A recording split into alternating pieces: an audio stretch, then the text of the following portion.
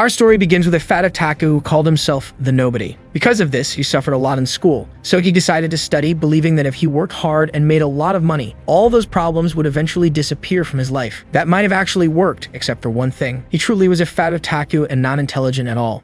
After finishing school, the only opportunity he had was to become a sparring partner, and that was only because the requirement for becoming a sparring partner was to weigh more than 100 kilograms. Soon after, the same situation as before repeated itself as he was beaten by the other members of the gym.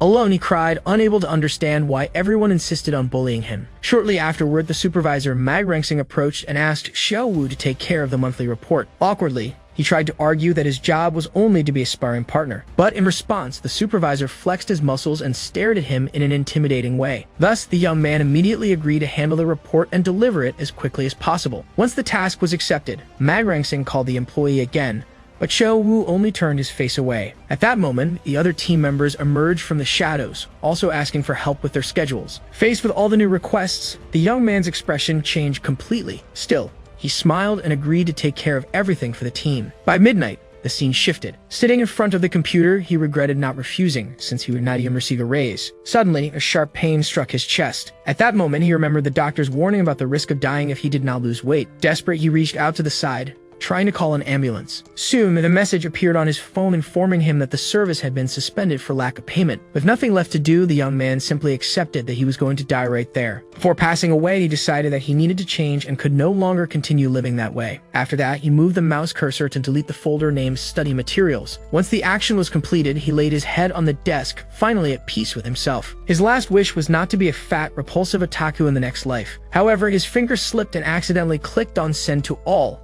Instead, just before a new message appeared. To his surprise, Manhwa seemed impressed to see that Xiao Wu's report had already been completed. Meanwhile, the content of the studies folder was revealed. At that moment, the entire office team reacted in shock to what appeared on the meeting room screen. Suddenly, his eyes widened.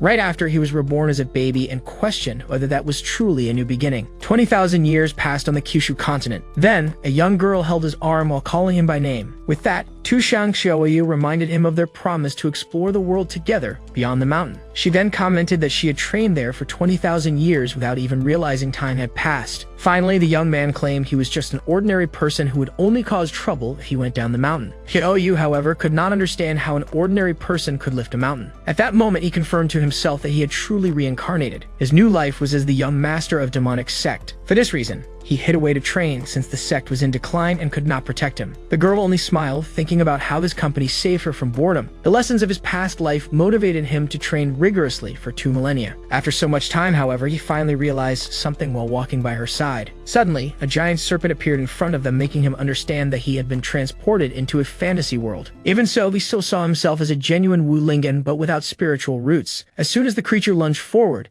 he thought that, aside from his physical strength, he had nothing else. In an instant, he prepared a punch with a clenched fist. The blow struck the serpent's body directly, releasing a massive shockwave. Immediately afterward, the force tore through the creature and opened a clearing in the forest. Small debris rained down from the sky as he observed the result. With that, the young man suggested they eat serpent meat, and the girl agreed enthusiastically. His companion looked at him with admiration, impressed that he had defeated a golden core level dragon. Suddenly, a voice interrupted them as they prepared to cut the meat. At that instant, a man on a floating sword accused them of stealing the dragon he had been hunting. Instructor Xiao Chunhu of Xuanchen Academy declared that they were members of the demonic sect. The young man stared back at him, his expression unchanged. Soon after, he denied the accusation, wondering how the man had discovered them. Without a second thought, he bowed to the ground and began apologizing. The instructor observed the pair, noting that they were only a fox demon and a common person without spiritual roots. Thus, he decided there was no need to waste more words on them. Immediately afterward, he charged with his sword, using the second form of his technique. As the weapon was launched toward him, Wu Lingan caught it in midair, leaving the instructor stunned. Even while bowing, he apologized for having caught the sword, leaving Xiaoyu confused about the situation. The opponent refused to believe it, as a common person could never stop his flying sword. Therefore, he turned to the girl and accused her of secretly helping the young man. After a moment of hesitation, his expression shifted. The man then decided that both of them would die for their arrogance and attacked with 2 swords. Once again, Wu Lingan caught the blades in the air, astonishing his opponent. Soon he bowed again, asking the instructor to kill him but not to harm Xiaoyu. The instructor then summoned dozens of swords and launched them toward the girl. Without hesitation, the young man stepped in front of her as the weapons approached. With swift movements, he dashed among the blades to intercept them all. In the end, he was holding every single sword and apologized for catching them on instinct. The opponent froze, not knowing how to react to the situation. Quickly, his demeanor changed and he apologized, calling the young man senior and claiming it had been a misunderstanding. Then he requested his swords back so he could leave immediately. At that moment, an attack grazed past his head. A burst of fire was launched toward the forest, causing a massive explosion in the distance. Lingan then agreed to return the weapons, unable to refuse the request. With that, the instructor looked at his own body, noticing the damage he had taken. The young man simply turned and said they needed to return home to cook for his father and the others. As they began to walk away, Xiaoyu turned to the man to speak about what happened. With a dark aura, she threatened him, telling him not to dare mention the matter to anyone. Terrified, the instructor agreed multiple times to her order. Soon after, the young man called her to leave and she ran to catch up with him. Alone, the man watched the two disappear in the distance, carrying the giant serpent. As soon as they were out of sight, he collapsed to his knees, wondering who those people were. His expression darkened as he thought their happiness would not last long. Immediately afterward, he burst into laughter, planning to tell the Academy's old ancestor what had happened so that the demonic cultivators would pay the price. Thus, Shoyu commented that even though Lingan could defeat cultivators, he insisted on calling himself an ordinary person. But he denied being a match for a cultivator, while the girl argued that the man had clearly tried to kill him. Since he had no spiritual roots, the young man explained that was why he trained his body even harder. As they walked, she noticed that he did not need to train so relentlessly all the time. Even so, the young girl found it adorable how her companion seemed unaware of his own strength. Soon, the scenery changed, revealing the mountains in the distance. Next, the young man carried the pieces of meat to the entrance of a cave and announced that he was going inside. However, a sign at the entrance warned about a demonic presence and unforgivable crimes. Inside, a large cauldron was placed over the fire. Suddenly,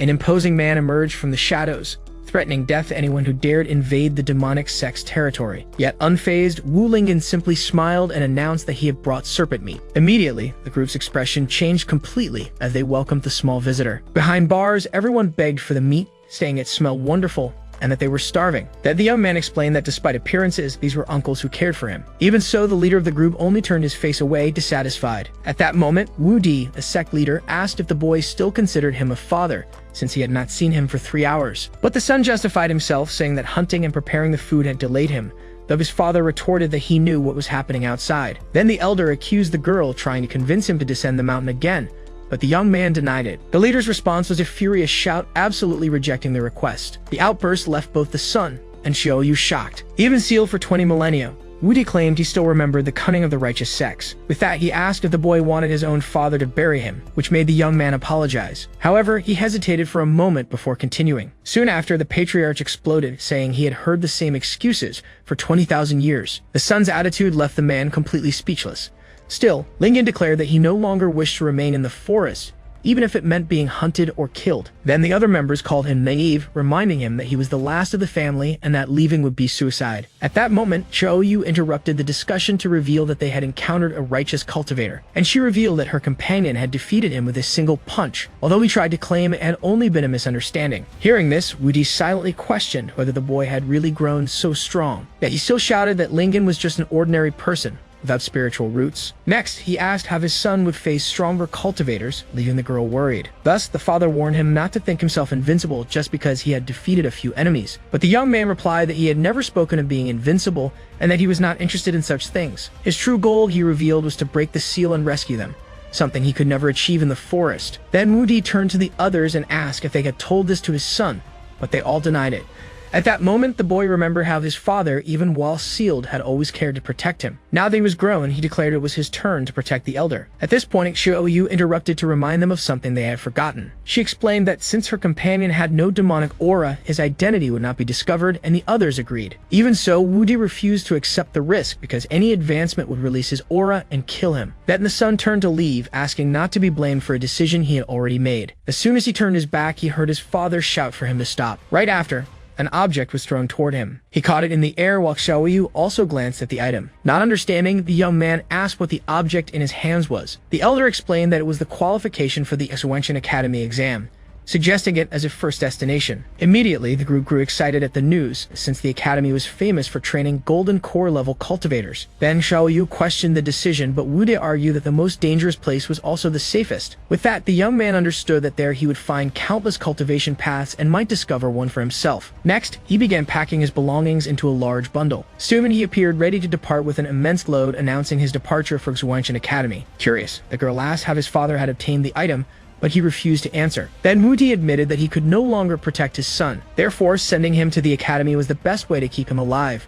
While the young man consulted a map, in secret, the patriarch spoke to the girl about the mystery surrounding Lingan's body. He then asked her, a nine-tailed fox of near-emperor level, to protect him. Xiaoyu raised her hand, confirming that she understood the gravity of the matter. She then asked who would bring them food after she and the boy left. In the background, the whole group froze as they realized the situation. Finally, Wuti shouted for everyone to eat, since that would be their last good meal. Xiaoyu then said her farewells and told him to enjoy the moment. As soon as she turned, he shouted for her to wait, but the girl immediately warned that she would not bring food anymore. Then, with a serious expression, the father reminded her that the world was on the verge of collapse. Right after, he warned her that the hidden power within Lingan needed to awaken, for time was running out. Meanwhile, the scene shifted to the imposing entrance of Suanshan Academy. There, one of the instructors organized the line, ordering everyone to maintain order and not cut ahead. The candidates were also instructed to prepare their tokens for the entrance exam. Carrying his baggage, young Wu Lingan observed the place, hoping not to draw anyone's attention. The instructor explained that the tokens had to be inserted into the mouth of a stone lion to detect spies. Soon after, he called the first in line to step forward. The candidate placed the item into the statue, which glowed and validated his entry. With approval granted, the young man thanked them and entered the academy. Next, the instructor called for the next candidate in line. In the background, the new participant panicked, wondering if his token was fake and if it would be detected. Suddenly, a scream drew everyone's attention in line. The examiner announced that a demonic cultivator had been found, while the statue seized a candidate's hand. One of the bystanders explained that the stone lion would not let go when detecting an anomaly, leaving the observer terrified. The captured man begged for mercy, but the instructor ordered the guards to take him away. Right after, the examiner and another candidate pointed at the boy, informing him it was his turn. Then the instructor called him suspicious because of his large pack and ordered him to insert the token. Repeating to himself so he would not make a mistake, he approached the stone statue with a trembling hand. Suddenly, the other candidates felt a tremor run through the courtyard floor. With that, the young man placed his hand inside the mouth of the stone lion. The instructor confirmed that the admission ticket was in order as the statue glowed. Right after a sigh of relief, the creature's eyes lit up and a red energy began to emanate. In an instant, the statue clamped down on his arm with force. The lion's head detached from its base and remained locked onto his arm. Then the rest of the statue's body crumbled into pieces, leaving the examiner stunned. He stood frozen, not understanding what had happened, with the head still stuck on his arm. Awkwardly, the young man apologized and tried to fix the damage by gathering the pieces from the ground. Then the instructor accused him of being a demonic cultivator and ordered his immediate arrest. While being restrained by the guards, he tried to argue that the ticket was valid. At that moment, the examiner explained that the lion automatically attacked whenever it sensed demonic energy. Only then did the young man realize that he had been contaminated by demonic aura from living among the others. Suddenly, Shoei's voice echoed across the courtyard, ordering everyone to stop. As she appeared, the fox questioned the careless actions of the cultivators, while everyone else wondered who she was. The instructor then asked why a member of a monster clan was interfering in academy affairs. With that, the young girl grabbed Lingan's arm and introduced herself as his guardian. The revelation surprised the other candidates, who whispered that the boy must have an important background. Next, Shoeiyu suggested that the examiner verify the origin of the admission ticket. Looking down at the object on the ground, the man recognized it as belonging to the legendary #1 sect in the world. She then explained that the sect had been destroyed 20,000 years ago, and that Lingan was its only successor. One of the candidates questioned how the most powerful sect in the world could have been destroyed. Immediately after, he himself added that the name of the sect was literally just that. With that, Shoeiyu argued that it was understandable the ticket would be contaminated with demonic energy. The instructor reflected that the situation was delicate and had to be handled carefully. Even so, he warned the two not to do anything suspicious and to behave themselves. Then, Shoeiyu told the young man not to be so tense as they walked. So that no one would suspect, she advised him to act as usual, and he repeated her suggestion. Thus, the scene opened up to reveal the architecture of Suanshan Academy. Soon, a crowd of new students gathered in front of a tower that welcomed them.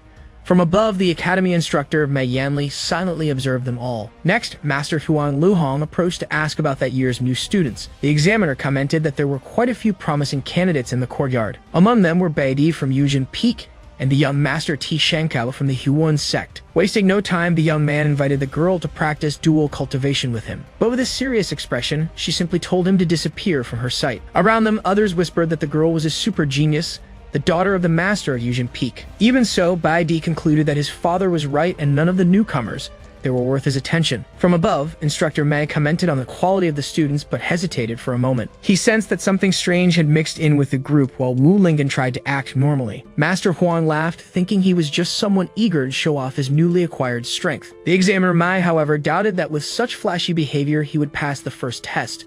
Right after, one of the assistants rushed out in a hurry. From atop the tower, the instructor floated into the air and drew everyone's attention, leaving them impressed. He then introduced himself as Mei Yanli, the one in charge of the evaluation, and announced the start of the test. He explained that only those who passed all the stages would become disciples of the academy. As he observed, young Lingan felt that the face of that instructor looked familiar. With that, the man questioned him directly, asking why he was staring at him like that. Not knowing what to say, the boy hesitated for a moment. Soon after, he pointed at a loose, shiny thread dangling from the instructor's robe. At the remark, the examiner remained silent in the air for an instant. Suddenly, he quickly descended toward the group of students. With a frightening face, he congratulated the newcomer and said he looked forward to his results. Instructor Mei, now frozen in place, tried to start speaking. Then he scolded another person for not having stopped at the designated spot. Beidou watched the scene, not understanding why the examiner could not fly and how the newcomer dared to point it out. Master Huang commented that the boy was in trouble for having offended that man. In an instant, the instructor freed himself from the thread that had trapped him. Then he explained that it had only been to lighten the mood and announced the start of the first phase of the test. Wu Lingan was left wondering if the examiner was insane and whether it was really necessary to tear his clothes for the test. Two other students noticed the man's strong muscles and intimidating aura. Soon, one of them identified him as the legendary bearer of the sacred punching bag body. This ability prevented active cultivation and the use of spells. Instead, the body absorbed attacks and captured spiritual energy,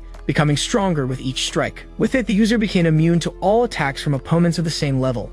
Thus, the sight left Lingan shocked, wondering if only masochists could become cultivators. Then the instructor announced that each candidate had to hit him with a punch so he could evaluate their potential. Smiling, the man thought that by controlling the test, he could ensure the boy's failure. He then pointed at Wu Lingan and ordered him to start first. But the young man only warned him to get ready, since he was quite strong. The examiner laughed, saying that not even a nascent soul-level cultivator could harm him. However, just as he continued to boast of his resilience, he was interrupted. A punch struck his face squarely before he could finish the sentence. The shockwave blasted through the instructor and destroyed part of the academy behind him. All the other candidates stood frozen, completely paralyzed by the scene. Meanwhile, Master Huang looked out the window, sweating and unable to believe what he was seeing. He then turned his eyes toward the massive crater the punch had created, carving a path through the mountains. With a pale face, he realized that everything was over for him. Amid the rubble, the instructor was sitting on the ground while smoke rose from his body. With his eyes rolled back and foam in his mouth, the man looked completely unconscious. Not understanding the gravity of the situation, the young man turned to the others and asked if that meant he had passed. In response, the other candidates only stepped back in silence. From the rooftops above, a fox leaped nimbly. Studying Xiaoyu observed the scene, noticing how Lingan had already drawn everyone's attention. In the crowd, one of the students questioned how the examiner had been affected, since theory said otherwise. With that, Baidi turned to the newcomer and asked how he managed to accomplish such a feat. Meanwhile, Master Huang approached the instructor lying on the ground. He quickly assessed that the force of the punch was nearly at the level of a late nascent soul. Suddenly, the man's eyes snapped open. In an instant, he stood up from the ground.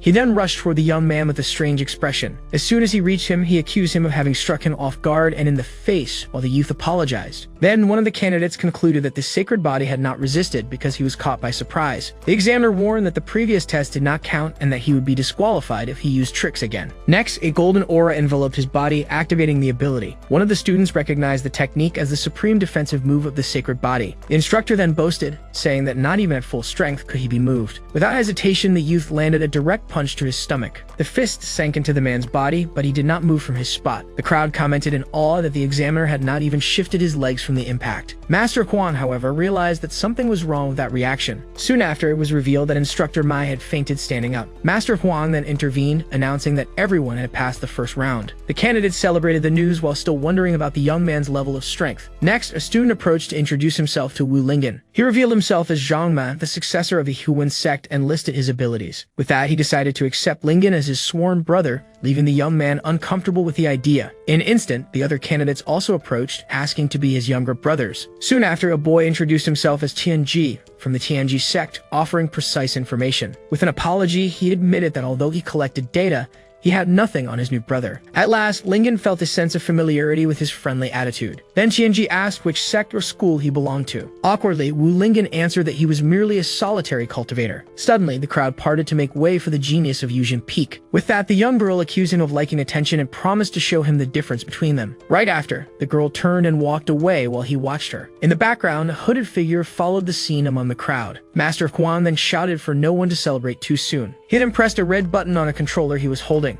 The ground beneath the candidates lit up, and they all wondered what was happening. Amid a tremor, the group found themselves transported into a dark, enclosed place. From the outside, The structure revealed itself to be a massive metallic cube. Inside the cube, several robotic creatures and mechanized knights appeared before them. As soon as they were transported, the candidates found themselves surrounded by warriors in giant armor. From above, the scene revealed how small they were compared to the machines encircling them. With a smile, Huang Luhong introduced himself as the master of the Jiqiu Pavilion and the examiner of the second phase. He then explained that all the puppet mechanisms in the chamber had been created by his pavilion. The test consisted of dodging hidden weapons that would be launched continuously against them. Soon, he lit a stick of incense and warned that the challenge would last until the flame burned out. Chian Ji then began to warn that the weapons fired by the puppet mechanisms were dangerous. In an instant, the eyes of the machines lit up, confirming that they were real. With that, the robots began firing energy blasts at the candidates. The students ran desperately to dodge the attacks, which exploded all over the ground. The machines continued firing non-stop.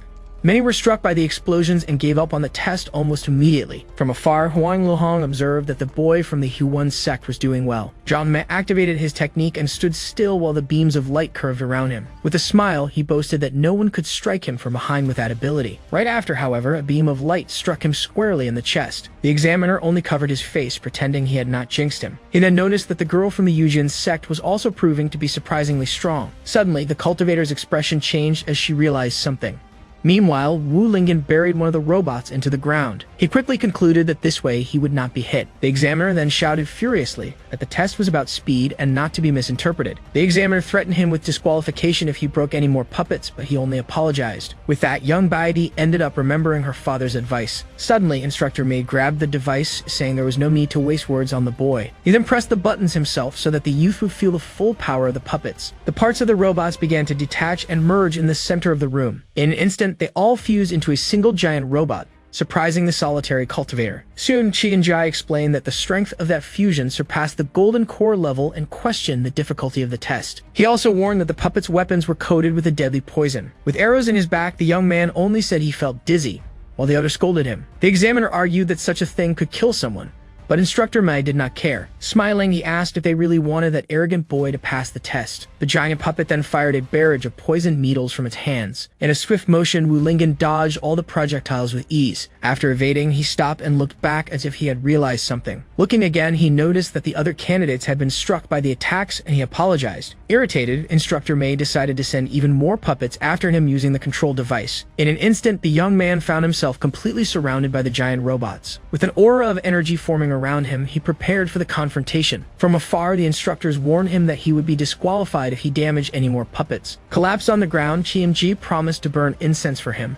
while the others noticed the danger had lessened. The girl from the Yujin sect only observed, thinking that this was the result of liking to show off. Even surrounded, the young man remained still, staring at the robots.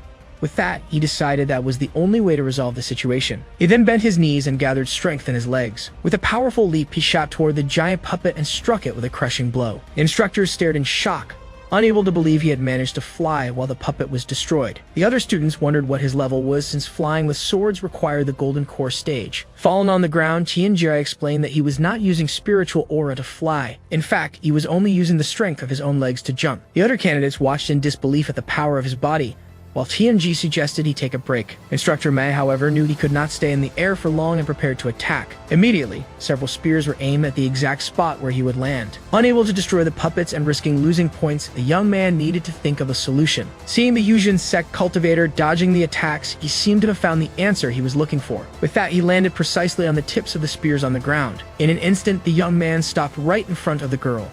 Right after, he knelt before her. With a smile, he asked what she would do next. The sudden approach left her stunned, wondering if this was the pervert her father had warned her about. In a swift move, the boy hid behind her, while the swordswoman defended herself. Thus, he continued using her body as a shield against the attacks. Irritated, the cultivator shouted for him to stop, but he only apologized, saying it was the only way out he had found. Without hesitation, the young girl tried to strike him with her blade. With that, she decided she would knock him down first before anything else. Attacked by projectiles and by his partner at the same time, the young man cried out for help when he realized he was in trouble. Collapsed on the floor, Chian Ji gave a thumbs up, impressed with Lingan's skill in dodging blows. From afar, Instructor Mei laughed while controlling the attacks, wondering how the two would escape. With that, the cultivator looked at the instructors and noticed that the incense stick was almost burned out. In an instant, An idea came to his mind as he observed the examiner. He then stopped running and turned to face Bai Di as the arrows flew toward him. Right after, he filled his lungs with a deep breath. The instructors watched the scene, unsure if he was preparing to die. As he exhaled, a massive gust of wind created a vortex that pushed everyone back. The force of the blast dragged the other candidates across the arena floor. Even so, Instructor Mai held the controller tightly, believing it was nothing more than a bluff. The wind was so strong it even lifted their hair. The examiner warned him not to think he would pass the test, but the young man asked to pause for a moment. With that, he pointed out that the test's incense stick had already burned out completely. Examiner Huang realized that the breath had accelerated the burning and wondered what was wrong with the boy's body. Chian Ji then shouted that Chief Lingan actually had a deeper purpose behind his action. With that, the gust tore the clothes of several candidates, while he explained that the chief was trying to gain benefits for everyone. The swordswoman's face turned completely red at the situation. Right after, the disciple of the Yujin sect ran off, warning that it would not end there, while the young man wondered what he had done wrong. He then looked at the other participants, who were wounded and bleeding. A voice in the background commented that it had been many years since such an interesting freshman had appeared. Suddenly, the headmaster of Suanshan Academy, Yu Tangsing, appeared, praising that year's lively and vibrant evaluation. Thus, the students wondered if that was really the headmaster, commenting that he didn't look trustworthy with his wig falling off. Then Chian Ji scolded them, revealing that this was the legendary Red Flame Shura Yu Tangsing. He went on to tell the story of how the leader had massacred countless demonic cultivators and dyed his hair with their blood. Even so, the other candidates did not seem very impressed with the tale. One of them then questioned why his red hair was fake if the legend was true. The headmaster turned to the boy and asked what his name was, and he replied that it was Wu Lingan. From atop a roof, Xiaoyu observed the scene. Worried, the young girl wondered why the headmaster had appeared so suddenly, and how she would fix the fact that Lingan had offended him. With that, she contacted him mentally, and the boy heard her call. She then instructed him to put the wig back on the leader's head before he noticed. Instructor Mai tried to apologize on behalf of the boy, begging for leniency from his superior. The headmaster, however, retorted, questioning the instructor's own lack of skill. Meanwhile, the wig continued to slip from the elder's head. In an instant, the young man prepared to act. With a quick movement, he leaped up and placed the wig back onto the headmaster's head. The elder was impressed with the speed of the move, which almost went unnoticed. Smiling, the cultivator said he had only picked up something the headmaster had dropped and that no thanks were necessary. Instructor might try to get Yu's attention to warn him. Suddenly, the headmaster appeared with several darts stuck in his head. From the roof, Xiaoyu shouted desperately, telling him to differentiate between the wig and hidden weapons. Instructor Mi grabbed the boy by the neck, accusing him of attacking the elder, but he apologized, saying he had made a mistake. The leader, however, questioned whether they really thought such small things could harm him. Instructor Mai pointed at the blood dripping down, but the superior insisted that it was part of the test. The boy seemed impressed, but Xiaoyu realized the headmaster was only pretending to be brave. Then the young man offered to remove the weapon stuck in his head. As soon as the dart was pulled out, a black liquid spurted from the wound. The leader then collapsed to the ground, revealing that his legs were hairy. Instructor Mai ran and caught him before he hit the floor. The other students commented that he seemed just like an arrogant old man and that he had hairy legs. Examiner Huang then announced that all the remaining students had passed the second phase and that the next test would be held the following day. As the instructors carried the headmaster toward the alchemy hall, the others only watched the scene. One of the candidates remarked that although they had passed the evaluation, something felt strange. Suddenly, one of them remembered something important as he found himself surrounded by puppets. Everyone shouted at once, asking Master Huang why he hadn't deactivated the mechanical puppets. From a distance, Instructor Mai observed the chaos in the courtyard, while Lingan remained safe. Hidden, Instructor Xiao Chunhuo thought to himself that he had not expected the boy to hand himself over so easily. Later, the students lamented that they had almost been killed by projectiles during the test. Thus, the scene shifted to the student dormitories at night. There, Xiaoyu found him training and asked why he wasn't resting, but the boy said he needed to pass the test. She then agreed that the next evaluation was crucial for obtaining more training resources. Even so, the young girl reminded him that balancing work and rest was also important. With that, she offered to help him unlock his meridians, but her expression made him suspicious. The girl only praised him for being ambitious and moved closer to him. Suddenly, she tripped on a stone near the door. With a swift motion, the cultivator caught her and told her to be careful. To herself, Xiaoyu celebrated that her plan had worked perfectly. Outside, Baidi remained standing near a wall. With that, she promised herself that she would make Wu Lingan pay for what had happened. Suddenly, a noise startled her. Immediately, she turned toward the sound, which came from his room. Her expression changed as she tried to understand the scene. Through the window, the girl saw the silhouette of Wu Lingan and wondered what he was doing there. Thus, she tried to convince herself it was a mistake, since the boy had barely even arrived at the academy. With that, she decided to calm down so she could observe the scene more clearly. Looking again, the silhouette at the window seemed to confirm her suspicions. In reality, he was only training with his jump rope, which fortunately his uncles had found. Meanwhile, Xiaoyu regretted spilling the red flower wine used to treat injuries. She then crouched down with a cloth to start cleaning the puddle on the floor. As she stepped on the liquid, the young girl slipped and suddenly fell. Outside, Baide prepared to break into the room, determined to save the girl. Suddenly, a frightening silhouette appeared in the window, making her scream in terror. She quickly covered her face, believing it was already too late to do anything. Inside the room, the cultivator asked Xiaoyu if she was all right, but she only said she had fallen. With that, she lamented that her clothes had been stained with a red liquid. The scene left him flustered, making him avert his eyes. He then offered to help her find clean clothes and turned toward the wardrobe.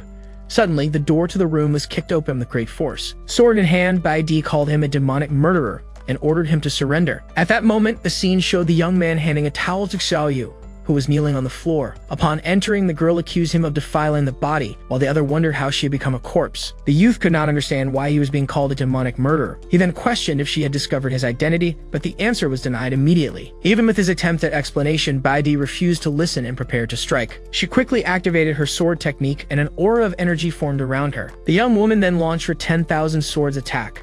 With no other option, he decided he would need to offend her in order to defend himself. With that, he moved at a high speed, dodging the blades of energy. The swiftness of his movement left him surprised for an instant. Baidi then warned him not to think that was all she had. She then prepared her piercing celestial sword strike. A massive beam of energy was fired in his direction. To defend himself, he countered the attack with a direct punch. His opponent could not believe he had shattered her cutty sword using only his body. Suddenly, she felt a presence appear right behind her. In an instant, she was struck at the back of the neck with a palm strike meant to erase her memory.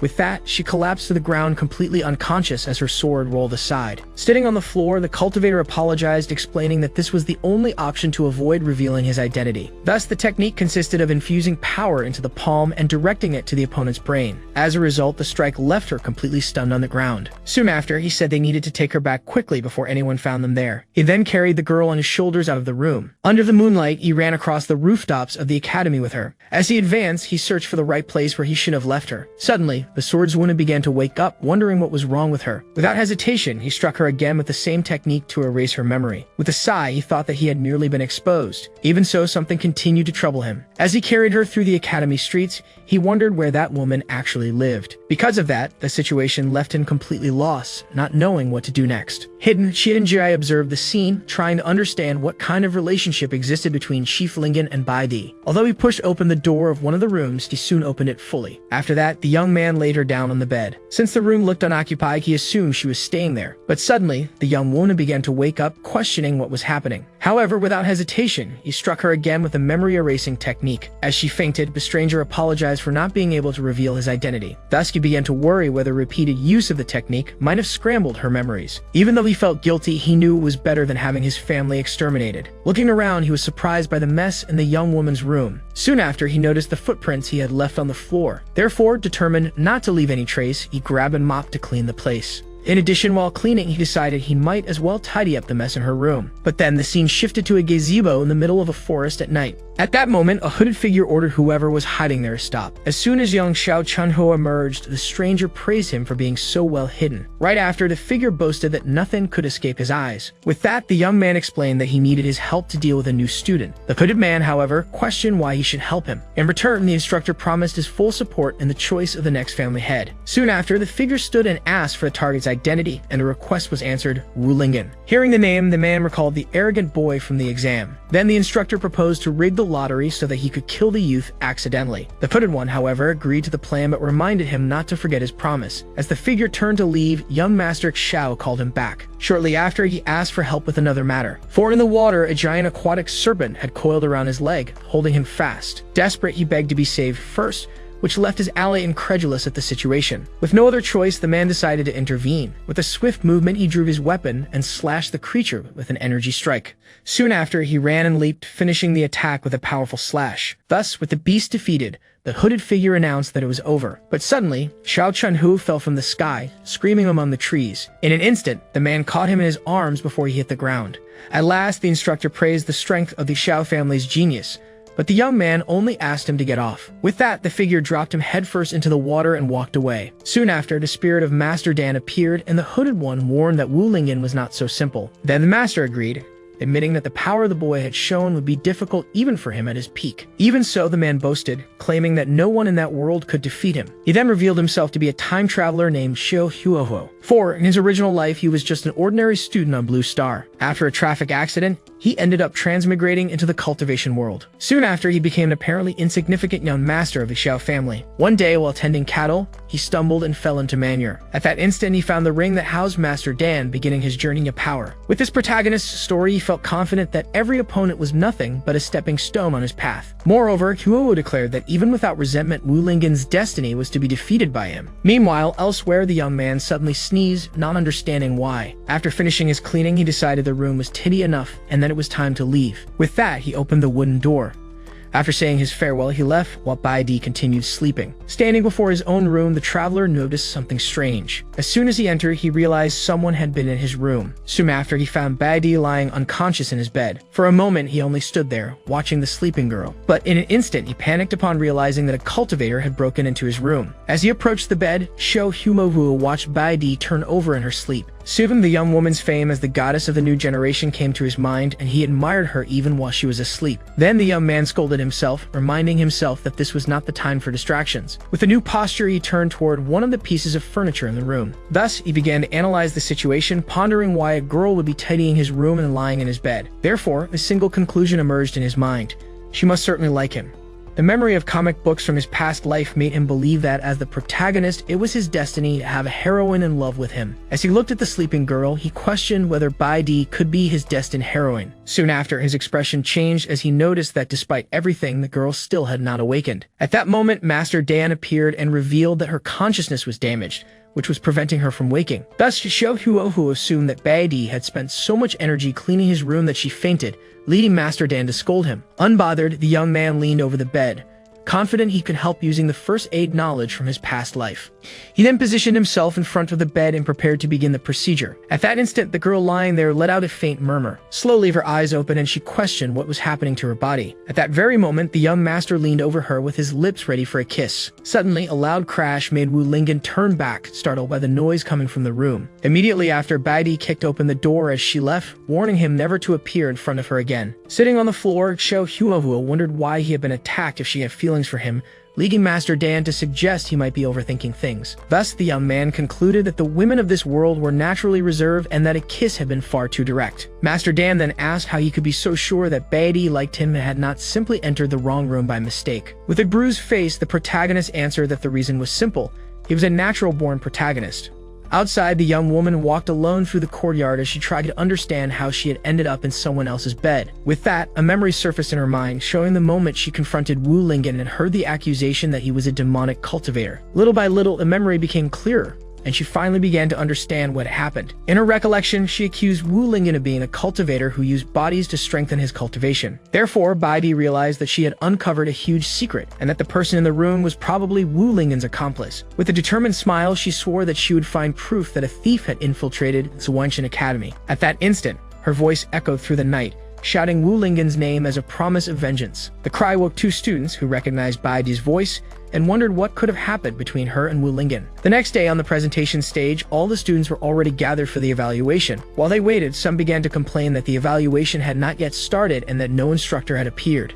Far away, Wu Lingan continued his intense training, determined to push himself even harder. As soon as Tu Xiangxiaoyu tried to calm him about the test, he replied that he could not afford to relax. Amid the crowd, Bai Di watched the scene and criticized Wu Lingan for still showing off. Other students noticed her reaction, remembering that Bai Di had shouted Wu Lingan's name the night before and questioned what had happened. With a smile, Chian Ji approached and hinted that none of them knew the true story behind the event. Shortly after, he began to explain that the relationship between the two is deeper, preparing to tell what he had seen the previous night. Before he could continue, however, a blade was pressed against his neck, cutting off the gossip. Immediately after, Xiao Huohuo appeared from behind and threatened him not to slander Bai Di, making the boy agree at once. With the warning given, he walked away, leaving Chian Ji collapsed on the ground. The crowd commented on the sudden reaction, assuming he was just a great admirer of Bai Di. Ignoring the comments, Xiao Huohuo reinforced to himself that she was his destined heroine, while Master Dan only watched his confidence. Suddenly, an authoritative shout demanding silence echoed throughout the presentation area. With Mai Rengxing's arrival, all the students, including Wu Lingan, turned toward the stage. Soon after, the instructors Meng Yanli, Yu Tangsing, and Huang Luhong stepped onto the stage, and the third evaluation was announced. Meng Yanli explained that this round would be a real combat test, where performance would determine to which class each student would be assigned. After that, he informed them that Headmaster Yu Tangsing would personally evaluate the entire process. Next to Lingan, Chushan Xiaoyu commented that the headmaster seemed to have changed his wig, but she was quickly scolded to stay quiet. The headmaster seemed to notice the whisper, but only confirmed that he understood the instructions. Then one of the instructors pressed a button and announced that the third round would be a combat test in which the candidates would draw their numbers. With that, the students lined up in front of a penguin-shaped machine to get their numbers. Wu Lingan watched the others approach while waiting for his turn in line. When his moment came, he placed his hand inside the machine's opening to retrieve a number. Seeing the perfect chance, Mei Yanli took the opportunity to launch a piece of metal with paper toward the boy. Not understanding what had just happened, he looked down at his hand. In his palm, the paper with the number 38 was torn and stuck to a sharp piece of metal. From a distance, Mei Yanli observed the scene with a satisfied smile. Shortly after, he turned to Xiao Huoho and confirmed that he had managed to make the target pick the manipulated number. The instructor boasted of his skill, but was interrupted by a bloody cough, and the hooded youth advised him to stop talking. Then Xiao Huovo showed his own number 36 and questioned whether the plan had failed, since he was not in the same group as the boy. With an air of superiority, the hooded one replied that he had not understood the true strategy. Maggie Yanli explained that Wu Lingan seemed to have some cultivation techniques, so he preferred to put someone else to test his abilities first. At that moment, the young man noticed a great shadow approaching and turned to face his opponent. A giant man with the number 37 appeared before him and advised him to give up, calling him weak. In the crowd, Chian Ji and other students were surprised by Lingan's first opponent, commenting that he did not seem to be someone easy to face. Soon, Chian Ji revealed that the adversary was Wang Tishu, a notorious assassin known for never leaving witnesses. Standing before Wu Lingan, the man revealed that he had observed his 2 previous evaluations. With disdain, he labeled him as trash, relying only on a bit of natural strength. Wang Tishu then boasted of being at the peak of key refinement and slapped the boy across the face, provoking Tushan Shouyu's fury. While trying to calm his friend, Wu Lingan silently faced his opponent. Seeing the reaction, Wang Tishu mocked him, asking if he wanted to start fighting right there. Amid the tension, the crowd stirred, expecting the newcomer to finally react to the provocation. To everyone's surprise, he simply apologized, stating that his spiritual root was too poor, while those around him fell to the ground in disbelief. Tushan Xiaoyu scolded him for being so polite to an opponent, but he simply replied that what was said was true. Thus, Wang Tishu stepped closer and ordered him to kneel if he wanted his life spared. Wu Lingan stared at him in silence for a moment before he began to speak. At that instant, he declared that even if weak, he had reasons that compelled him to keep fighting. The assassin then warned him to prepare for defeat in the arena and turned to leave. As he walked away, Tushan Xiaoyu praised Wu Lingan's attitude, though he looked back at her confused. Far away, Wang Tishu pressed Mei Yanli for the deal to enter the superior class if he killed the boy. Smiling, the assassin walked away, promising to make the newcomer understand his true power. Mei Yanli only commented that he hoped Wu Lingan would not be eliminated in the very first round. Soon after, Mei Rengsing announced the end of the lottery and summoned the freshmen of the first match to the arena. The first to be announced was number 1, Bai Di, to the delight of the audience. Next, number 2, Zhang Me, entered the arena and immediately proposed dual cultivation, irritating the crowd. As everyone threw objects at him, Zhang Me dodged confidently, warning that attacks from behind did not work on him. Moments later, he was struck squarely on the head, completely shattering his composure. The food was deflected but ended up hitting instructor Mei Rengsing, leaving him covered in it while Zhang Me apologized. From a distance, Xiao Huovo and Mei Yanli simply watched the chaos unfold in the arena. With a serious look, the hooded youth declared he would remember Zhang Me's name for coveting the woman who was his. Mei Yanli questioned how he had gotten close to her so quickly, to which the mysterious young man replied that it was the effect of his protagonist's aura. To end the commotion, Headmaster Yu Tangsing coughed and ordered the match to begin immediately. Thus, the instructor released Zhang Me, still covered in the remains of food from the crowd. Standing on the opposite side of the arena, Bai Di only commented that this was exactly what she wanted. Therefore, Zhang Me declared that he would show his true abilities to finally win her over. Then, he prepared to execute one of his most powerful techniques. Using the shadow clone, he created multiple copies of himself that spread throughout the arena. Chian Ji explained that the technique created clones with swift movements, but Wu Lingan did not seem impressed. Surrounding his opponent, the clones taunted her, saying she would never defeat him without finding the real body. Bai Di only observed in silence for a moment, and suddenly all the clones vanished, leaving only Zhang Me's legs in the middle of the arena. With a quick move, the young woman landed a precise kick on her opponent, who asked if she thought he was an idiot. At that instant, he writhed in pain and accused her of using a despicable and lowly strike. Smiling, the young man began to reveal that not everything was as it seemed. Soon after, Jongmi displayed a protective metal plate, explaining that since he had harassed others before, he was already prepared for that kind of attack. Stating that his kindness had been rejected, he decided he would no longer be merciful and began gathering energy in his hands. As soon as the sphere of energy was launched toward Bai Di, he had to dodge her rapid clone attacks. In the crowd, Wu Lingan questioned why he had not fired the Kai sphere directly to strike. With that, Chian Ji explained that a cultivator's level determined the distance and power of Kule, and that merely condensing it was already an impressive feat. Hearing the explanation, Lingan reflected on how strong his father and Tushang Xiaoyu really were. In the arena, Baidi managed to dodge all the blows and asked if that was all he had to show. With a wave of his hand, Zhang Mi declared that this farce should end. Warning her not to underestimate him, he prepared to redirect the attack against her. Quickly, he leaped back to gain some distance. With a victorious smile, he boasted of his control of the Kai sphere. At last, he proclaimed that his ability surpassed her imagination and launched the attack directly. With her agility, she managed to dodge his attack. The cultivator composed herself and began to evade the energy spheres with swift movements. The instructors commented on the Huan sect's unique ability to manipulate spiritual energy released outside the body. One of the students explained to Wu Lingan that the technique used threads of energy to control larger attacks, leaving him impressed. Back in the arena, Baidi faced the approaching energy sphere with a determined gaze. Then she drew her sword, irritated at being forced to use it against such a despicable opponent. With a single motion, she declared it a disgrace and cut the energy sphere in half. The impact of the slash surged forward in a straight line and struck her opponent directly. Suddenly, Zhang Mi's protective metal plate shattered, leaving him completely shocked. Moments later, he fell to his knees, impressed that she had destroyed his attack, and even more convinced that she was the right woman for him. With the impact, the young man fainted and collapsed to the arena floor, defeated. Wu Lingan observed the scene, confused about how the energy was being controlled. Instructor Mai Rengsing then announced that Zhang Mi had lost his ability to fight and declared Baidi the winner. As the crowd celebrated the victory of Yuzhen Peak,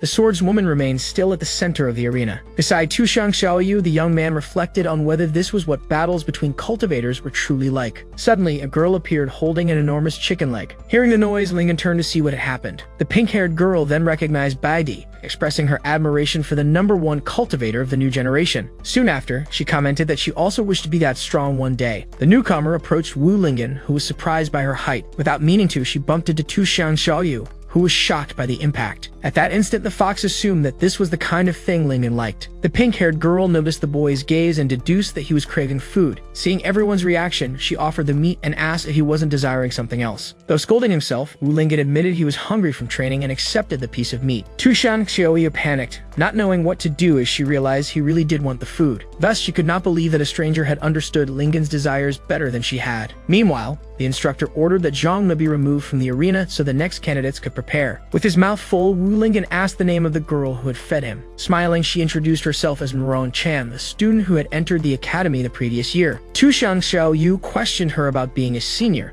but the young woman replied it wasn't exactly like that while hiding behind the meat. Soon after, Murong Chan explained that she had actually repeated due to low grades and had come to take the placement exam. While eating, she revealed that she could be expelled if her results were poor, making Wu Lingan notice that she didn't seem very nervous about it. Shortly after, Chian Ji approached to share information they might not know. He revealed that the senior Murong came from a famous family of alchemists revered across the 9 provinces. Consequently, he explained that she had developed a technique that turned alchemical ingredients into food without losing their effects. Hearing this, Wu Lingan realized that the meat he had just eaten was actually a spiritual pill. At that moment, he felt embarrassed for having consumed something so valuable.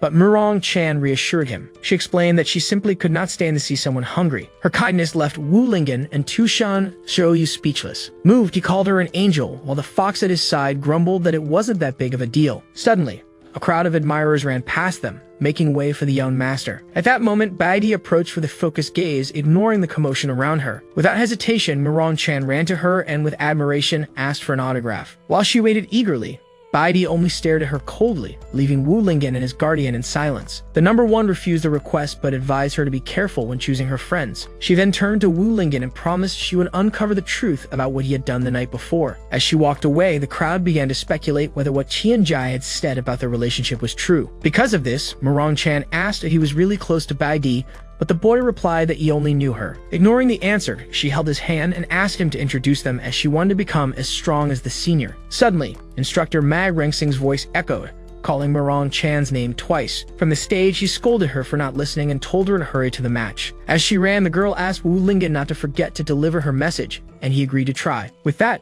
Tu Shangxiu advised him to stay away from her, but he replied that he thought she was a good person. He then reflected that someone who cared so much about a stranger could not be a bad person. On stage, the instructor reminded her that this was her last chance to retake the exam. The girl then took a deep breath to prepare for the fight. With a determined look, she told herself she needed to win at least one battle in order to stay. Then the thought of having to return to a dark place terrified her. The instructor then announced the next match and called number 36 to step onto the stage. In response to the call, a hooded figure began walking toward the presentation platform. Murong Chan watched her opponent approach, and her expression shifted to complete surprise. As he lowered the hood, Xiao Huovo revealed his face with a smile and announced that he was coming. With both sides in position, the instructor prepared to start the match. Meanwhile, the two opponents stared at each other with serious expressions, ready for battle. In the upper seats, Yu Tangxing and Huang Luhong questioned how the young woman of a Murong family ended up in the freshman test. Soon, the stern young man explained that she had failed almost all evaluations, even the alchemy test, and would probably have to repeat the year. With that, both concluded that if the senior did not win any matches, they might have to send her back to her family. Then Chian Ji commented to Wu Lingan that although she could prepare powerful medicinal foods, the girl had no combat skills. In the center of the arena, the instructor once again positioned himself to give the signal. Then, with a backward leap, he announced that the match had begun. With clenched fists, the Murong heiress told herself she could not afford to lose no matter what. On the other hand, her opponent commented that he had not expected to fight such a cute girl. Right after, the young man imagined he would win easily with his vast experience. Even more confident, he fantasized that after the fight, both she and Baidi would be impressed by his strength and join his harem. At that moment, the girl charged with a shout and threw a straight punch. Her fist struck the young man's face squarely, catching him off guard. With the impact, he was thrown backward, while his opponent gave him no respite, moving in for another attack. Then Wu Lingan questioned why that idiot was just standing there smiling, while Tu Shangxiu suggested he must be thinking of something happy. Inside his mind, Master Dan scolded him for daydreaming, but the fighter insisted he would win because he was the protagonist. Back in the fight, Senior Murong charged and threw another straight punch at her rival's face. At the last second, he managed to grab her fist, halting the attack. With the blow blocked, the young man warned that the same move would not work on him a second time. Right after, he threw her over his shoulder, launching her to the other side of the arena. The young woman landed hard on the ground as her opponent began to rise for his next move. Even so, with her guard raised, she prepared to charge again. With that, the young man used his speed, claiming that ordinary hand-to-hand combat would never reach him. In the audience, Wu Lingan shouted words of encouragement to the senior, to Tu Shangxiu's dismay. Panting, the young woman seemed to be running out of energy to continue the fight. Even so, refusing to lose, she pulled out two enormous meat legs, determined not to give up. To her rival's surprise, the girl began devouring the food right there in the middle of the arena. Then Chian Ji explained that the fighter was using spiritual food to increase her combat power, making Wu Lingan realize it wasn't hunger. Soon after, he revealed that the food was actually real pills, and that eating so much at once could have serious consequences. Suddenly, the accumulated energy exploded in a bright light that blinded the young man for an instant. Immediately after, the Murong heiress appeared with her clothes torn, but surrounded by an aura of power. In the audience, Wu Lingan and Tu Shangxiu wondered if what they saw was an explosion of her body or just of her clothes. With a nosebleed, the young man let out a mocking laugh. He then declared that even with a last-minute effort, the senior would not be able to defeat him, only be scolded to wipe his nose first. Ignoring the remark, the girl replied that she had to try even if it seemed impossible. With a shout, she charged at her opponent, breaking the arena floor as she advanced. The attack surged toward the fighter,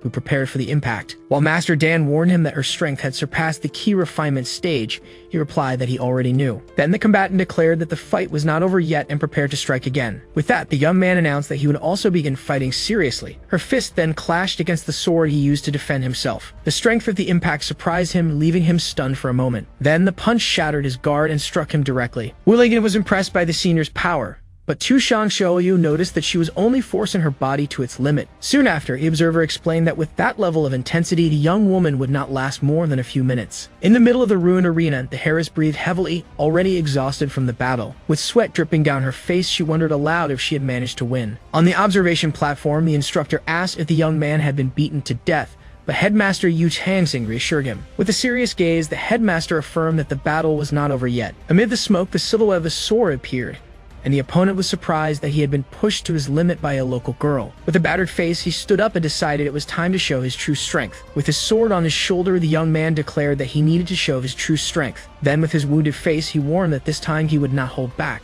With that, the fighter charged forward swiftly, promising not to go easy on his opponent. The Murong Heiress was startled by his speed as he moved in circles around her. As the fighter leaped above the arena, Wu Lingan shouted for her to look up, making her react. Soon, an attack from above struck the ground with force, shattering the arena floor. Just in time, the girl managed to leap backward and avoid the blow. With a blue energy lotus blooming in his hand, the rival declared that she would not be able to escape. Then he launched the technique Blue Heart Fire Lotus directly at the young woman. The energy erupted into blue flames, engulfing the combatant and destroying part of the arena. In the stands, Wu Lingan and Tushan Xiaoyu watched the scene in silence, unable to react. Amid the flames, the girl screamed as her clothes were burned away by the energy. At once, Tushan Xiaoyu covered Wu Lingan's eyes so he would not see, while the audience reacted to the strike. The instructors recognized the blue lotus flame and concluded that the match already seemed decided. Standing in the smoke, the young man glared at his opponent and asked what was wrong. With a smile, the fighter mocked whether she still refused to surrender, while the girl stared back at him with determination. Without replying, the Heiress pulled out a bottle and drank its contents in one go.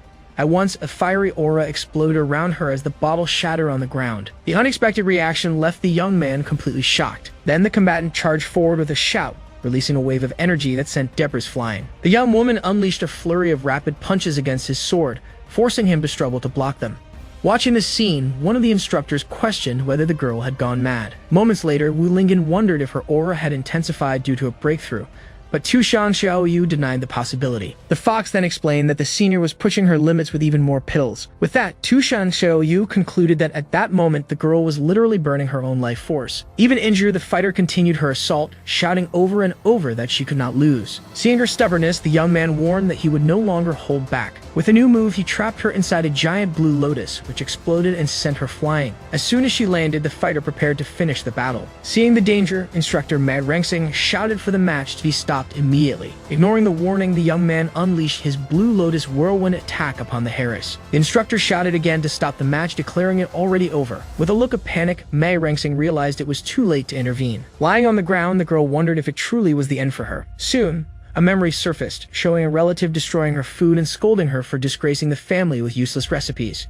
In her recollection, the young woman asked why the Murong family could not free themselves from the shackles of alchemy, since her food had the same effect as pills. The only answer she received was a slap, as she was told that cooking was a disgrace to the family name. With that, her relatives decided to send her to Xuanxian Academy, planning to arrange a marriage for her if she failed. Then one of the family members expelled her, calling her useless and a disgrace to the clan. The memory ended with the girl collapsed on the ground, crying as she clenched her fists. With a determined gaze, she swore to prove that the food she made was just as good as any pill. Back in the present, as energy enveloped her, the fighter wondered if anything could truly change. At the last second, the energy attack was halted before striking her. Suddenly, Wu Lingan appeared in front of the girl, blocking the final blow. With a serious expression, he stared at the rival and declared that he could not allow her to be harmed, because Senior Murong was a good person. When asked if he was trying to stop him, the young man vowed that he would if the intent was to hurt her. With a smile, the fighter called him brave for daring to challenge him. Suddenly, instructor Mad Rengsing leaped between the two and ordered everyone to leave the arena, declaring the match over. Then the examiner pointed to the wounded youth and declared him the winner of the battle. With a spin of his weapon, the young man prepared to leave the arena. Before leaving, he warned that the other must win his next match or else he would not have the chance to face him personally. Not understanding the threat, Wu Lingan replied that he would do his best to pass the first round. With that, Tushan Xiaoyu scolded him for being so calm in the face of a clear threat, but he did not understand what happened. At that moment, the Heiress began coughing, still weakened from the fight. As Wu Lingan supported her and asked if she was alright, the young woman thanked him for saving her. With a sad expression, she lamented that she had not been able to win a single round even after giving her all. Then the girl began crying in frustration. Suddenly, she vomited and Wu Lingan, alarmed, asked Tushan Xiaoyu to quickly fetch some healing pills. As he held her in his arms, he tried to comfort her, but the fighter insisted that she was fine. Soon after, she explained that she had simply eaten too much, making Tushan Xiaoyu complain about the disgusting sight. With kindness, Wu Lingan offered to help Senior Murong down to rest, and she thanked him. Before they could leave, instructor Mad Rengsing interrupted and questioned where the boy thought he was going. Right after, he informed him that it was now his turn to fight in the arena. With that, the examiner revealed that his opponent was Wang Tishu, who glared at him with a scornful smile. Wu Lingan then asked Tushan Xiaoyu to escort the Heiress off stage, and the young woman wished him good luck. As she supported her, The fox grumbled at her thoughts about having to care for that foolish woman. Immediately, Manhwa ordered both sides to prepare for combat. In the arena, Lingan faced his opponent, who waited on the other side. With mockery, Wang Tishu declared that it seemed he had given up his last chance to survive. In response, the boy only stared back in silence, showing no reaction. With a leap, the instructor stepped back and officially announced the start of the match. Striking the ground with his weapon, the rival declared that if that was the case, he would have to kill him. In the audience, everyone worried about the fighter's power, but Tushan Xiaoyu reassured them, stating they did not know Lingan's strength. With complete confidence, she declared that no attack would be able to bring him down. In the arena, Wang Tishu only observed his enemy, readying himself for the final strike. Not understanding his opponent's posture, Lingan wondered what kind of move it was. Suddenly, Wang Tishu shouted and released a dark aura that tore his clothes from top to bottom. Then a bright light exploded in front of Lingan, who observed the scene silently. His opponent appeared wearing pink undergarments and performed his iron pillar dance. The visual impact made the young man bleed instantly from the nose. In the stands, several spectators also collapsed backward, bleeding as well. Disgusted, Chian Ji explained that the move caused such nausea that people could not remain standing. Instructor Huang Luhong commented that using such a visually aggressive strike was a disgrace to the academy. With that, Headmaster Yu Changxing corrected him, affirming that the visual effect was only a distraction. He then asked if he had not noticed that something was wrong with everyone in the stands. Kneeling and clutching his stomach, Lingan felt nauseous and could barely stay upright. Seizing the chance, Wang Tishu leaped with his weapon and shouted for him to die. The pillar struck the ground with force, raising a cloud of dust and debris. Even weakened, Lingan managed to leap away and dodge the strike.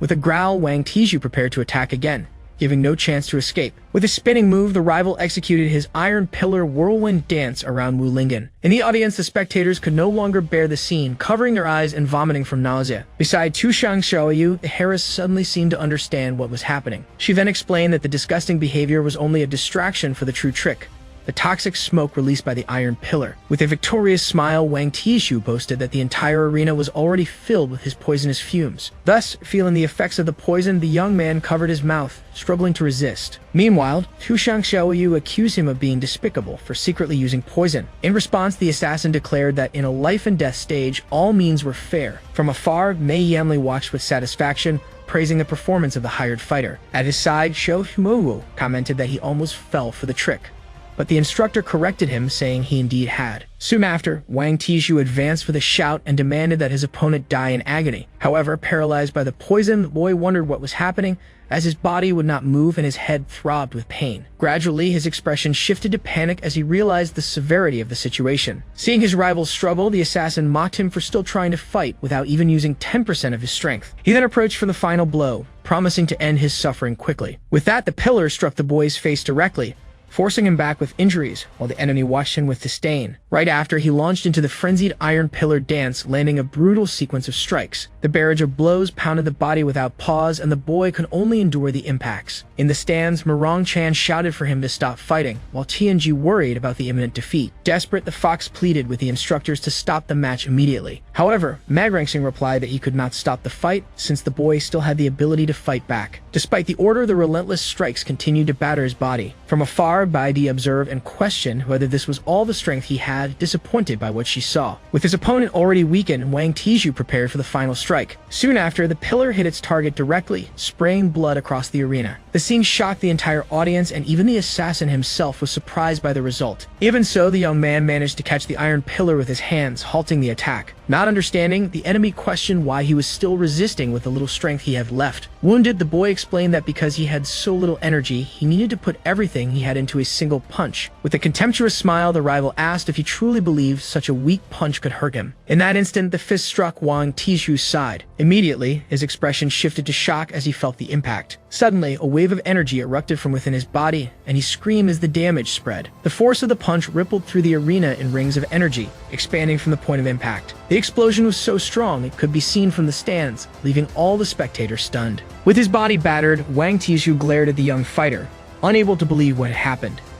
At last, with a final gasp, the assassin collapsed onto the arena floor, completely defeated. Standing, covered in wounds, Lingan simply declared that he had won the fight. Lying on the ground, Wang Tishu muttered that defeat was impossible. Then he questioned how his opponent had managed to defeat him so easily. even while poisoned. Wu Lingan only turned away without giving a direct answer. With a serious gaze, the young man revealed that this was the power he possessed even in a weakened state. Not understanding, the defeated man called him a monster, shocked by the revelation. Soon, instructor Mag Rengsing announced that the winner of the round was Wu Lingan. With a discreet smile, the young man celebrated his victory. After that, the instructors decided to disperse the poisonous mist left in the arena. With this, Huang Luhong released a device that flew over the battlefield. The artifact spread an antidote that fell like rain, healing all those affected by the poison. As he felt the rain, Wu Lingan realized his strength had been restored. At that moment, Murong Chan ran toward him and congratulated him on his victory. With a hug, she praised him for being even more powerful than she had imagined. The scene stirred Tu Shangshouyu's fury, who advanced toward the two with a threatening look.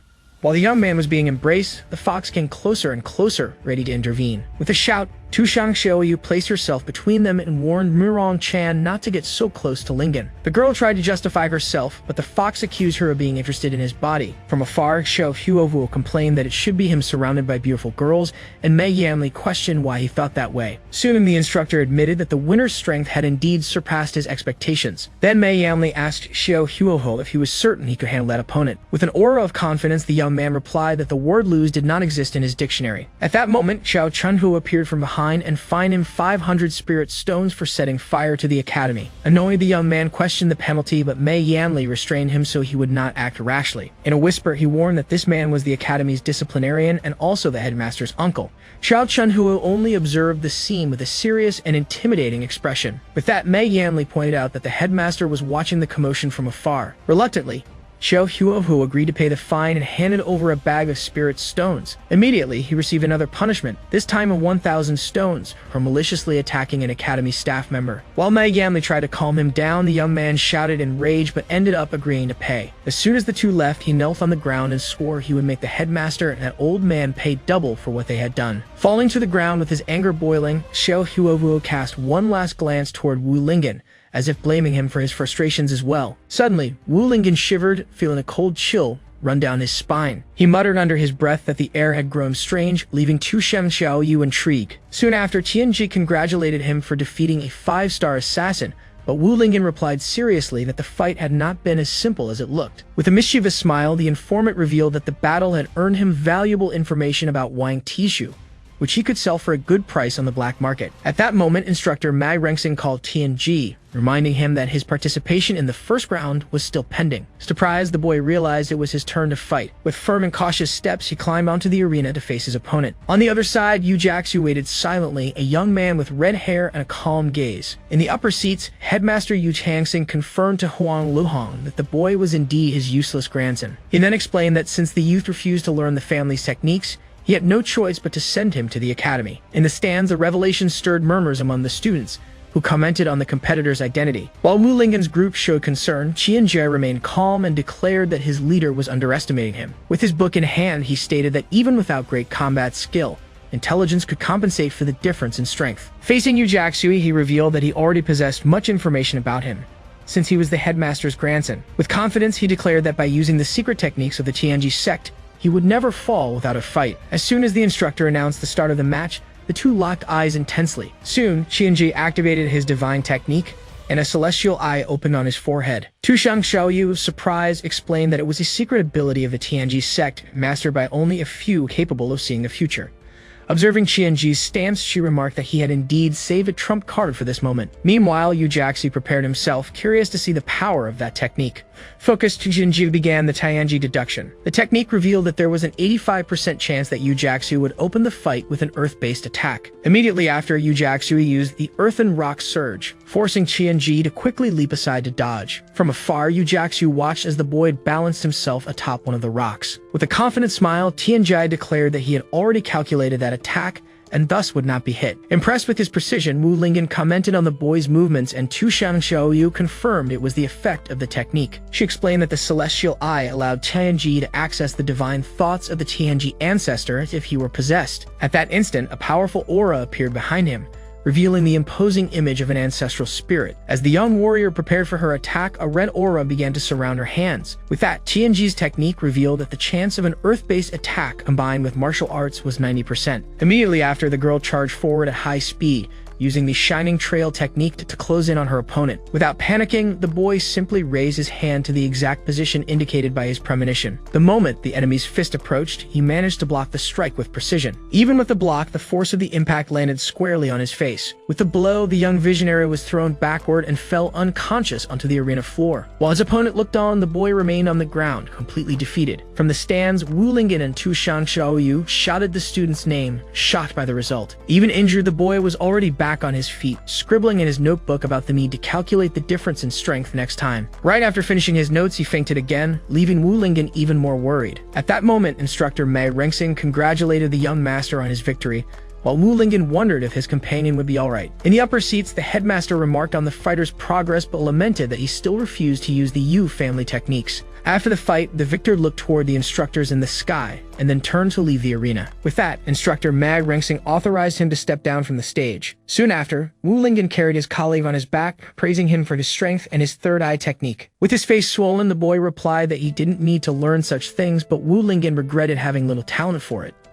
At that moment, instructor Mei Rengsing announced that the second round would be organized randomly and that the students called should step into the arena. In the upper seats, the headmaster, instructor Tuan Luhong, questioned the decision to select opponents at random. Elsewhere, Xiao Huowu worried he might not get to face Wu Lingan, but Mei Yanli reassured him. With a smile, the instructor revealed that Wu Lingan had offended more people than just the two of them. Immediately after, Mei Rengsing crushed a piece of paper in his hand and announced that the first match had been decided. Standing before the lottery machine, he opened the slips to reveal the competitors' names. Thus, the fight would be between Wu Lingan and Xiao Huoho, who smiled confidently. However, Tu Xiaoyu and Murong Chan questioned how this was possible if the selection was random, but Wu Lingan said he hadn't heard anything about it. At once, the instructor defended himself, asking how they could possibly manipulate the results to target new disciples. Soon after, Xiao Huohu stepped forward, claiming he believed instructor Mei would show no favoritism. Seeing his rival's hesitation, Tu Xiaoyu accused him of being arrogant and afraid to fight. With a serious look, Wu Lingan interrupted her, declaring that enough had been said. He then stated that to enter a better class, he could not back down even a little. While Murong Chan and Tu Xiaoyu admired their companion's resolute stance, the visionary took the chance to jot down the two girls' interest in his notes. With both opponents in position, the arena fell silent,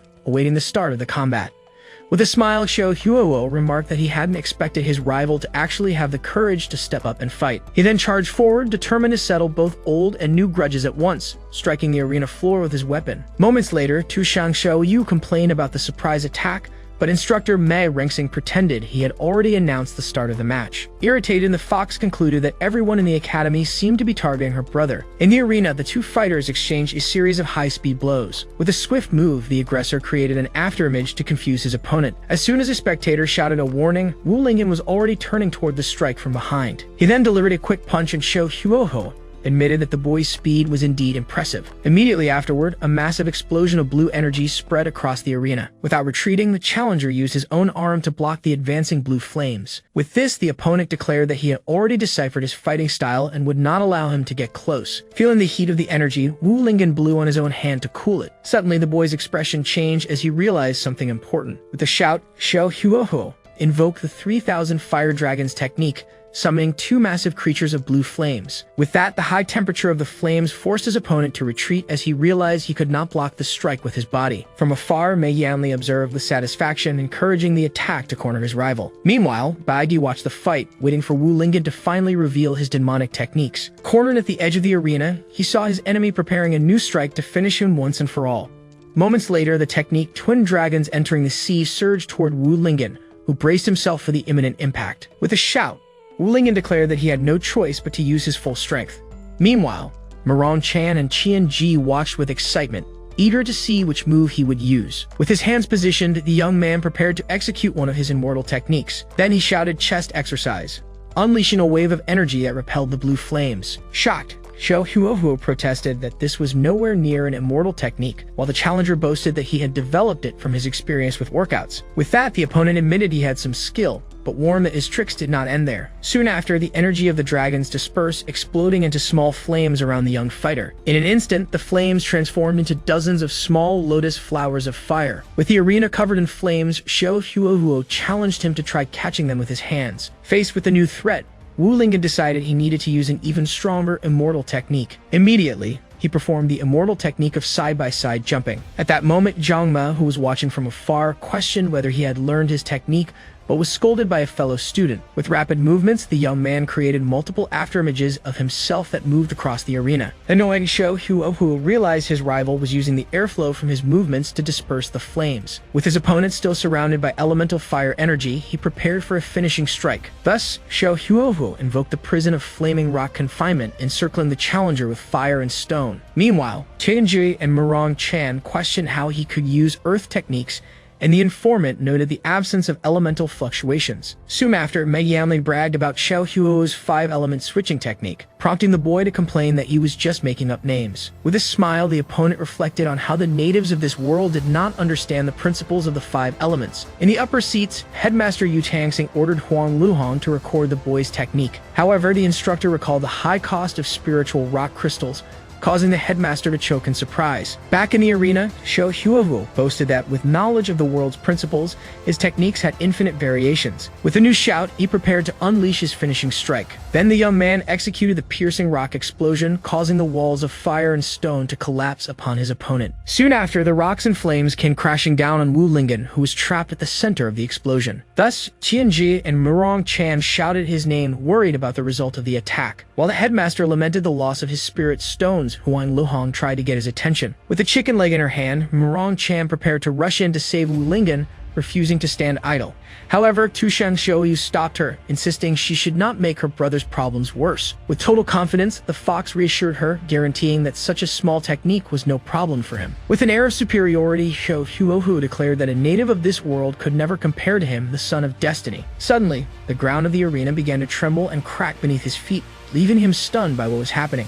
In the stands, everyone wondered what was going on, questioning whether it was an earthquake. With a confident smile, Tushang Xiaoyu simply declared that her brother Lingan was truly invincible. Then the ground split upward, revealing an intense yellow energy. Soon Wu Lingan emerged from the rubble, performing the immortal technique of super speed bench press. The sight left Xiao Huogu completely shocked, wondering how such a thing was possible. With that, Tushang Xiaoyu explained that those stone slabs were nothing compared to her brother's usual training. Amid the debris, the challenger remarked that the weight was still too light for him. Irritated, Xiao Huohu refused to believe that someone from this world could humiliate him. He then declared that, as the chosen one, there was no way he could lose to a mere nobody. With that, the young man used the metal borrowing the Earth's momentum technique to strengthen his weapon. Soon after, he prepared to unleash the thunder strike against his opponent. In the upper seats, the headmaster lamented that rage had clouded his grandson's judgment, making him forget his opponent's greatest ability. Back in the arena, Wu Lingan prepared to use another of his immortal techniques. As the attack descended, the boy performed the body rotation exercise. With a spinning kick, he struck his opponent's weapon directly, shattering it into pieces. The impact of the blow was reflected in Xiao Huo's eyes as he watched his weapon destroyed. With his rival disarmed, Wu Lingan turned and declared that he had lost. In the stands, Tushang Xiaoyu and Murong Chan cheered his strength and victory. From afar, Meng Yanli grew irritated, questioning how his fighter could lose to a boy without cultivation. With victory secured, the challenger began to walk away, leaving his enemy behind. Fallen on the ground, Xiao Huohu screamed, refusing to accept defeat and ordering him to stay where he was. He then rose to his feet and begged Master Dan to lend him strength, determined not to lose that way. Thus, Master Dan appeared and questioned the request, refusing to risk his soul for a mere admission test. Faced with the refusal, the young Xiao Huohu argued that his coming to this world would have no meaning if he failed in such a basic challenge. Because of this, he remembered his past life as an ordinary student who was ridiculed for reading comics on his way to school. In his memories, he wondered why he was the target of laughter and wished he had the power of a protagonist to take revenge. Suddenly, the memory of a warning shout pulled him out of his thoughts. Soon after, the image of a desperate driver emerged as a truck rushed toward him. At that moment, he recalled the instant he realized he had been transported into the world of a comic. In this new beginning, he became a young master rejected, constantly humiliated by others who threw mud at him. Still, he looked at a ring on his finger, determined never again to be treated as useless. Shortly afterward, he remembered that inside the ring lived the spirit of a powerful cultivator called Master Dan. With the help of his mentor, he quickly advanced in his cultivation and reached the stage of key refinement. As soon as he gained strength, he made all who had bullied him pay the price. His remarkable performance made him stand out among the members of his generation and earned him the respect of his family. Afterward, he revealed that his goal was to become the patriarch to prove he was no longer weak. Back in the present, he declared that because he possessed a special ability, he could not be defeated by a background character. The master sighed, grumbled, but finally agreed to help the boy. Right after, he used a burst of energy to transfer the Shuai he had accumulated, warning that he would provide support only for a brief period. The young man smiled, absorbing the luminous energy and assuring his ally that there was no need to worry. From afar, Huang Luhong commented to Dean Yu Tang, saying that the chi emanating from him seemed abnormal. The elder cultivator explained that although his strength was limited, the most important thing was being able to invoke the flames of the 5 elements. Then the boy invoked the flame of the water element. Soon after, he unleashed an explosive wave of water against Wu Lingan. The opponent was struck head-on, trapped inside a water prison. Desperate, he began to drown and struggle within the aquatic bubble. In the audience, everyone was shocked, realizing that the boy's cultivation base had surged to the golden core stage. Mei Yanli immediately accused the competitor of cheating, but Tu Shang Xiaoyu scolded him, demanding that he present some proof. The challenger then mocked his rival, claiming that even his superhuman strength would be weakened by the water. Next, he generated the metal element. Smiling, he invoked the technique Black Iron Shard Spikes to pierce the opponent. However, Wu Lingan quickly used his swimming technique to dodge the rain of iron spikes. As soon as he noticed the escape, Xiao Huohu shouted that the rival would not get away and invoked the wood element. Right after, shadowy vines emerged in the water and bound Wu Lingan, immobilizing his movements. While the challenger commented on the strength of the branches, the young man affirmed that this was the effect of a golden core level technique. Unexpectedly, he bit his own finger hard, making blood drip. At that moment, Master Dan questioned him for using his vital blood, but the boy replied that he only had enough energy for one more strike and needed to guarantee victory. With that, he explained the cycle of generation of the 5 elements, preparing to combine all the powers. Little by little, all the energy concentrated in his hand, forming an intense light. Next, he fired the attack Celestial Tyrannical Slash of Primordial Sky at the imprisoned opponent. Immediately, the audience panicked upon realizing the battle exceeded the level of key refinement and shouted for help. At the last moment, Dean Yu Tangsing leaped toward the arena to intervene. Quickly, he released a red energy barrier to suppress the shockwave of the attack. While the barrier contained the explosion, a student commented that enrolling there had been the right decision despite the dean's exposed prosthetic leg. Behind his attack, the young man shouted that he would no longer be ignored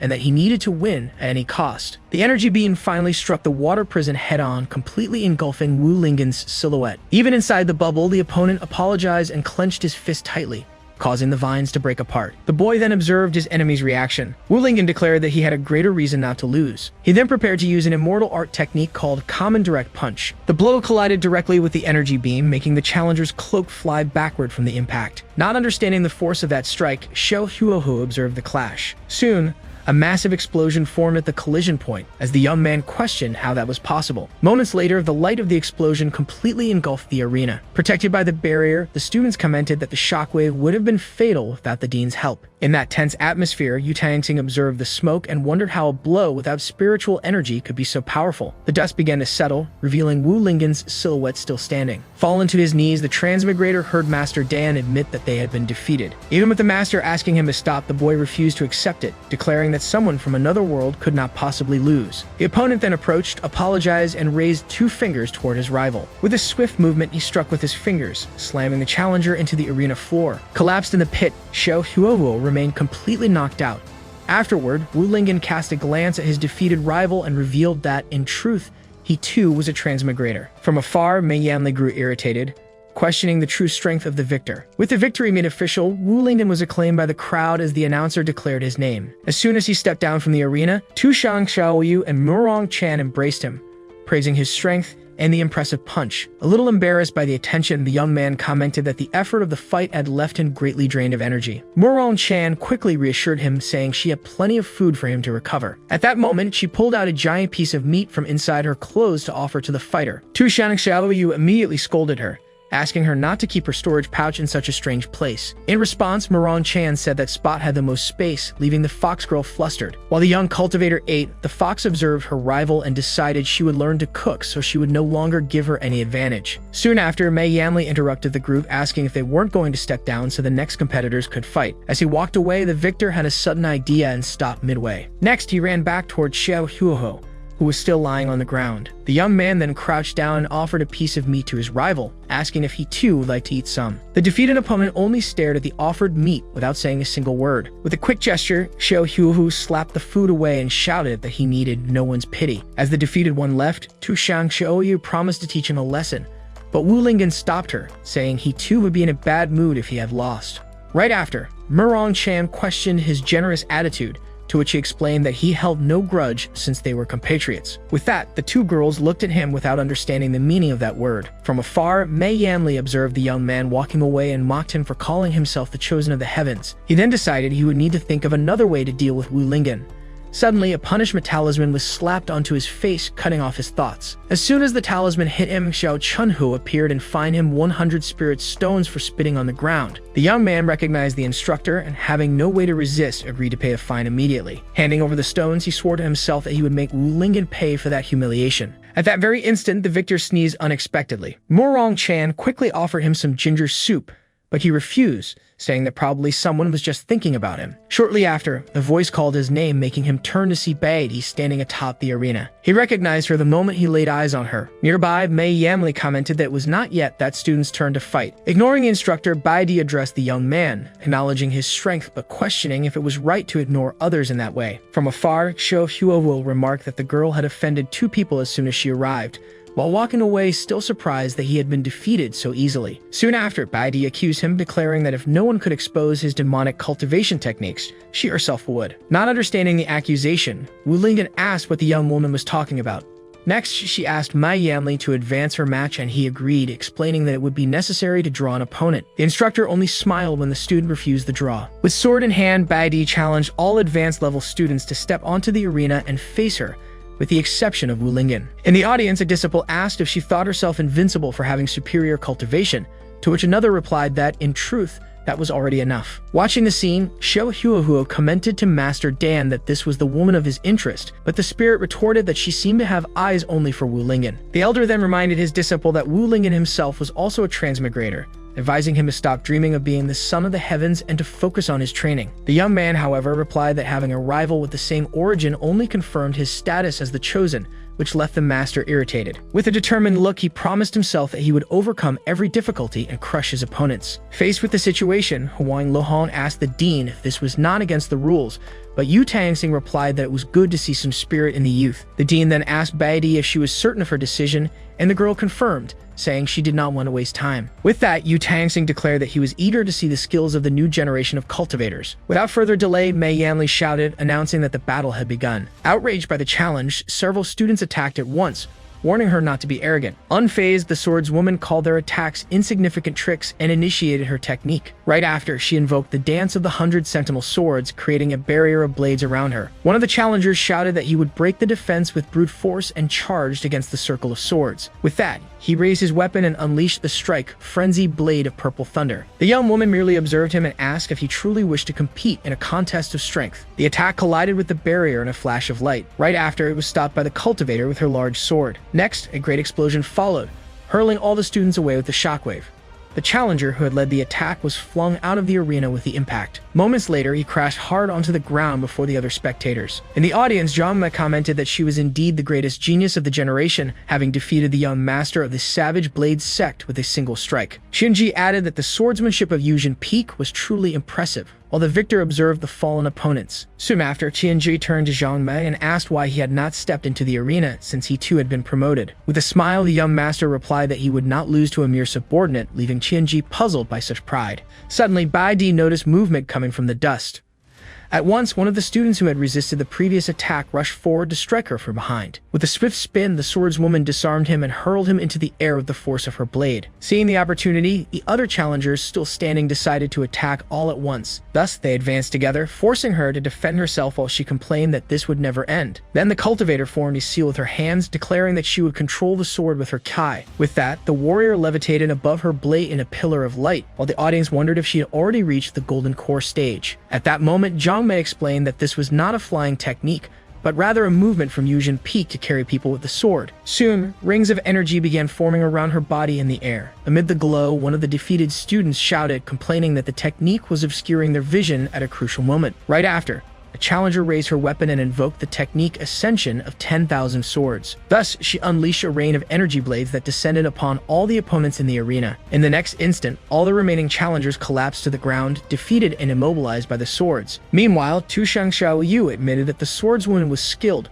but still inferior to Wu Lingan. Moments later, one of the fallen students tried to speak but only spat blood. The wounded one questioned why he had been hit, while another suggested the young warrior had done it on purpose. From afar, a masked man observed the cultivator land in the arena. The stranger then muttered to himself that she had grown even stronger. Soon, the announcer officially declared Bai Di the victor of the challenge. As soon as the fight ended, the winner turned and fixed her gaze on Wu Lingan. Then she challenged him, declaring that it was time to settle their unfinished business. Without hesitation, the young man walked toward her and asked if she didn't need to rest, but received the reply that it was unnecessary. She then stated that defeating those opponents had cost her almost no energy. Faced with the scene, Dean Yu Tangsing remarked to Huang Lohong that he would let the two strongest students of that class compete. Right after, Huang Lohong released several monitoring drones to record the battle. The small machines then hovered over the defeated competitors in the arena.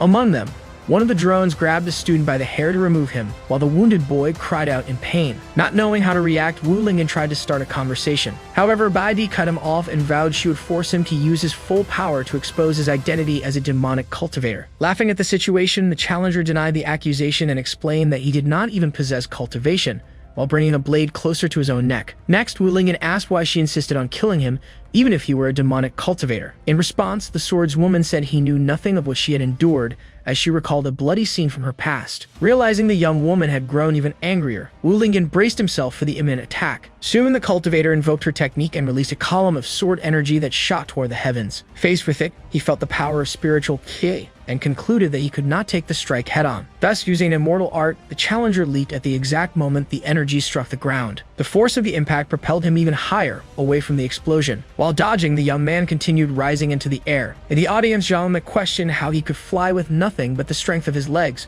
while Chian Ji praised him. In the air, Wu Lingan remarked that he had finally managed to escape the attack. Suddenly, the swordswoman appeared, flying on her blade, and challenged him to escape her next strike. Soon after, she prepared her sword again, gathering energy along the blade. Then she unleashed a massive vertical slash of energy toward her opponent. The attack struck the arena floor with destructive force, raising dust and debris. As the strike ended, the warrior landed amidst the smoke, fragments fallen all around her. At that moment, the pavilion master questioned whether the fight was too dangerous, but the dean considered the test interesting. With that, the cultivator readied herself to face the immortal art coming her way. Suddenly, Wu Lingan appeared and blocked the sword energy with his bare hands. Murong Chan was stunned at the sight, while Tu Shangshouyu declared that his strength was unimaginable. Even so, the challenger pressed forward, determined to force him to reveal his true trump cards. Soon, she invoked a technique that created a vortex of swords in the sky above his head. Next, the young woman unleashed a rain of spiritual blades at her rival. Fallen on the ground, the young man simply opened his mouth and began absorbing all the energy of the attack. The swords then clashed against his body, which absorbed the entire impact. Thus, the sight revealed that Wu Lingan had stopped all the blades, to the complete shock of his opponent. From afar, the instructor watched closely and commented how familiar it seemed to him. Then the cultivator gathered the energy of the swords into his sphere and held it in his hands. Calmly, he hurled the sphere back at his challenger and said she was not his opponent. The sphere landed on the ground as the warrior glared at him furiously. With a determined expression, the swordswoman declared that she would never yield to a demonic cultivator. At that moment, the story rewound 10 years into the past to Yujin Peak, where a child's voice called out for her mother. At that time, little Bai Di, only 5 years old, rejoiced when she managed to sense spiritual energy for the first time. Soon after, the mother embraced little Bai Di, praising her for managing to guide Ki into her body at only 5 years old. With that, Huiyu declared with conviction that she was certain her daughter would become the greatest of masters and transform Yujin Peak into a better place. The girl then promised she would try her best, while her mother praised her for being so obedient. Suddenly, a male voice interrupted the conversation, telling her not to raise the child in such a naive way. At that instant, Bai Jianren, the girl's father, criticized her for being proud of merely sensing Kai, stating that she would never be able to lead the sect that way. Huiyu immediately scolded him, reminding him of his own failures in childhood, but he retorted that talent without a strong heart was useless. Ignoring her husband, the mother called her daughter to celebrate her birthday with a special meal. As they walked together, Huiyu explained that the father was right and that being a woman, she would have to become even stronger to lead the sect. With those words of encouragement, the little girl immediately sat down to meditate, promising to train hard until she reached the key refinement stage. From afar, the father watched silently and said he would return later to check on her progress. As soon as he turned away, he hid in a corner. Concealed, the man began to cry, questioning if he had been too harsh with his words. Unexpectedly, his wife appeared and startled him, saying she had hurt him because he was making too much noise. She then teased him for acting so severe when he hated to see his daughter suffer, but he replied that he needed to be a strict father and leader to guide her. Huiyu asked if his dignity meant crying hidden in a corner, leaving him speechless. Bai Junren then reflected that the world of cultivation was dangerous, and that a little suffering now was better than losing her life in the future. With that, he declared with conviction that his daughter was, without doubt, the most exceptional genius of the younger generation. That night, the mother watched the little girl meditate, thinking she would need to bring more clothes for her because of the wind. Meanwhile, Yujin Peak remained silent under the moonlight. Alone in the garden, little Bai Di continued practicing her cultivation. While meditating, she thought she was very close to finally reaching the key refinement stage. Determined, she focused even more, resolved to grow stronger so that her parents would stop fighting. Suddenly, a shadow with a demonic aura appeared behind her without her noticing. Right after, her mother approached with a tray of snacks, asking her not to train so late. At that moment, the shadow transformed into a large demonic figure with a red aura, while Huayu screamed her daughter's name. At the same time, another presence revealed itself. A demon with sword and shield appeared on the nearby rooftop. The girl's mother then identified the figure as a demonic cultivator. Startled, Huayu dropped the tray of food on the ground. Despite the chaos, little Bai Di remained focused on her cultivation, repeating to herself that she was almost there. High above, a violent clash of red and blue energy erupted. At the same time, the girl approached the key refinement stage. With a final cry, the little girl finally advanced in her cultivation. Next, she turned and asked her mother how she had discovered her breakthrough so quickly. With no time to celebrate, Huayu embraced her and shouted for her to flee from the demonic cultivator looming above them. She then pushed the girl away and ordered her to find her father, taking the enemy's strike in her place. Dust rose with the impact of the attack. Moments later, Bai Junren arrived with the guards and asked what had happened. His eyes widened immediately. Before him, the demon had its sword embedded in his wife's chest as she shielded their daughter with her own body. With a furious roar, the patriarch invoked a chain technique to bind the intruder. Chains of energy wrapped around the enemy's body, immobilizing him. While the adversary was restrained, Junren leaped into the air, preparing a final strike with his sword. With all his strength, he delivered a devastating slash down upon the demon. After defeating the creature, the father rushed to support Huayu and tried to reassure her, saying everything was fine. The daughter then cried out that her mother was bleeding too much, but he only replied that he already knew. With her last breath, the woman apologized. As she died, she lamented not having taken better care of her daughter, leaving little Bai Di stained with blood. With a final desperate call, Huayu's hand fell lifeless to the ground. The little girl then tried to wake her, begging her to open her eyes. Next, the father turned to his daughter and reminded her that this was her birthday. He held her tightly. Weeping, Bai Junren handed her a sword and told her to protect herself since her mother was no longer there. Back in the present, the cultivator declared she would never surrender to a demonic cultivator, while Wu Lingan insisted he was not one of them. With tears in her eyes, Bai Di swore to use her sword to exterminate all demons, while the young man was shocked, unable to understand why. The young woman then stated she knew ordinary strikes would not work against him, but that he should not underestimate her. Right after, she explained that although her father had forbidden her from using that technique before reaching the golden core, she had no other choice against such a powerful enemy. She then raised her sword and recited the same incantation her father had used in the past. The dean and Huang Lohong watched closely, while the pavilion master identified it as Yujin Peak's mortal strike against demons. Yu Tangsing looked at the scene with concern. However, upon executing the technique, the young woman spat blood. Wu Lingan grew worried about her condition and tried to offer help. Suddenly, the same chains of energy her father had once used appeared and bound the young man's body. With her opponent immobilized, the cultivator prepared to deliver her extermination technique. Immediately after, she unleashed the final sword strike, shouting the name of the technique with all her might. The attack struck the arena floor with devastating impact, raising a massive cloud of dust and debris.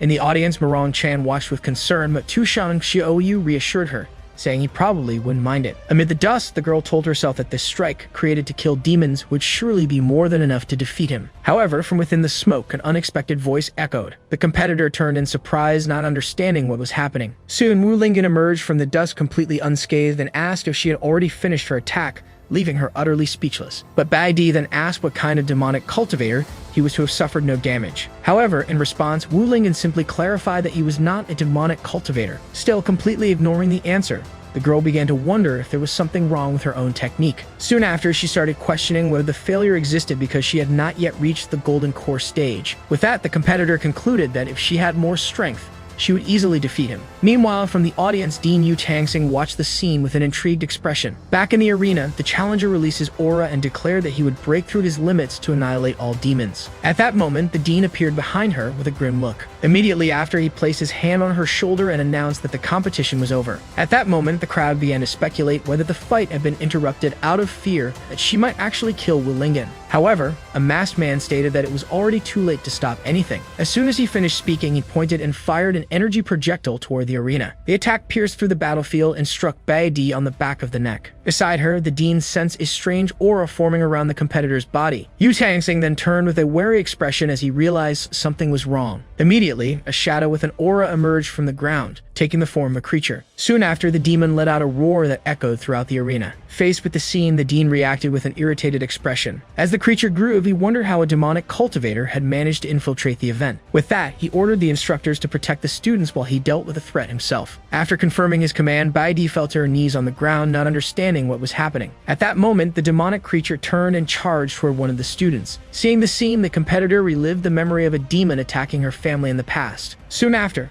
the monster leaped to strike, while the dean rushed to intercept it. Even wanting to fight, the girl realized her body was completely paralyzed. To protect her, Yu Tangsing stepped in front and blocked the demon's blow. Meanwhile, from the audience, the masked man commented that the situation was not chaotic enough yet. Next, he gave the order for his followers to begin acting. At once, several shadowy creatures appeared all across the arena. Thus, examiner Huang Luhong realized there was more than one demonic cultivator present. In turn, instructor Mei Yamli offered to hold back the creatures, telling Xiao Chunhu to take the students to a safe place. With a confident smile, he declared that the demons could not harm him because of his sacred body. As soon as the creatures attacked him, they were all repelled by a barrier of energy surrounding his body. At that moment, from the stands, the students commented that despite appearances, the Academy's instructors were truly reliable. Finally, Chushang Xiao Yu watched the battle with a curious expression on her face. After the attack, Mei Yamli remained standing without a single scratch, to everyone's surprise. Meanwhile, Dean Yu Tangsing prepared to shield the competitor from the larger creature. Soon, the demon struck him with a powerful punch that was blocked at the last second. With glowing eyes, he activated one of his special combat techniques. Next, the dean fired a barrage of energy from the skies that struck all the demons at once. Thus, the students watched the explosion while one of them remarked on the master's impressive skill. Right after the strike, however, Yu Tangsing showed great physical strain. At the same time, Bai Di recovered and prepared to attack the creature approaching from behind. The demon, however, charged at high speed and struck before she could react. At the moment of impact, the girl turned with a look of surprise on her face. Unexpectedly, Wu Lingan appeared and blocked the attack with only one hand, saying that girls should not be bullied. Surprised, she asked why she was being saved after everything she had done. With that, the young man asked if the creature was her pet, making her even angrier. The young woman then explained that even though she treated him as a demon, he still helped her. With a smile, Wu Lingan replied that what mattered was kindness in one's heart, a lesson he had learned from his father. Right after, he stated that he considered her a good person, and therefore he could not allow her to be defeated. Next, Bai Di warned him about two demons charging from behind. Without turning, he readied one of his techniques. With a swift spin, he executed a strike that unleashed a wave of energy. The impact of the technique completely disintegrated the two creatures instantly. From afar, the dean remarked that this boy was interesting for being able to defeat such a threat. Then Yu Tangsing released his aura and prepared to eliminate the remaining demons. The master then unleashed a rain of energy projectiles that struck the entire arena. The larger demonic creature, however, began to rise again from the rubble. Because of its roar, both of them stood still for a moment. At that instant, Wu Lingan realized the creature was transforming and prepared to act. With a quick movement, he used a technique to intercept the sword strike. Thus, he managed to stop the blade with his bare hands, while the monster roared. The girl, however, declared that she also needed to fight and ready her weapon again. Soon after, she broke free and rushed forward alone to strike the demonic creature. With a precise blow, the competitor managed to hit the monster's arm directly. Next, Bai Di looked up, celebrating the success of her strike.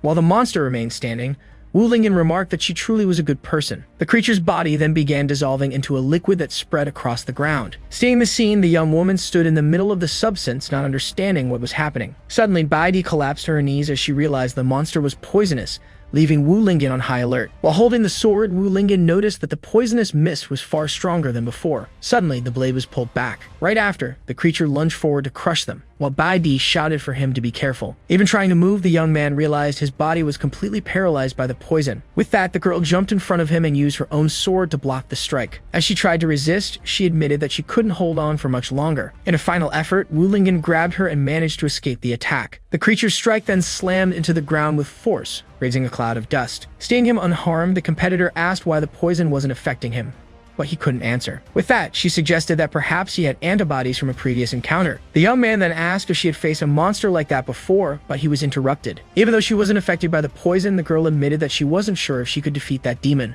Upon hearing the word, Wu Lingan remembered his father and thought that demonic cultivators didn't look like that. Unexpectedly, the monster began undergoing a new transformation. The creature then let out a deafening roar that echoed throughout the arena. As it roared, Baggy was thrown back by the force of the impact. Fallen to the ground, the young man urged her to use her special strike against the monster. The competitor, however, revealed that her hands were trembling and no longer obeyed her. Suddenly, the mysterious hooded man appeared with a smile on his face. With an air of superiority, he declared that this was the perfect moment to save the day. Beside him, Master Dan advised him to be cautious, but he boasted that the plot favored him. Next, Xiao Huogu turned to Bagdi and told her to just sit back and watch his show.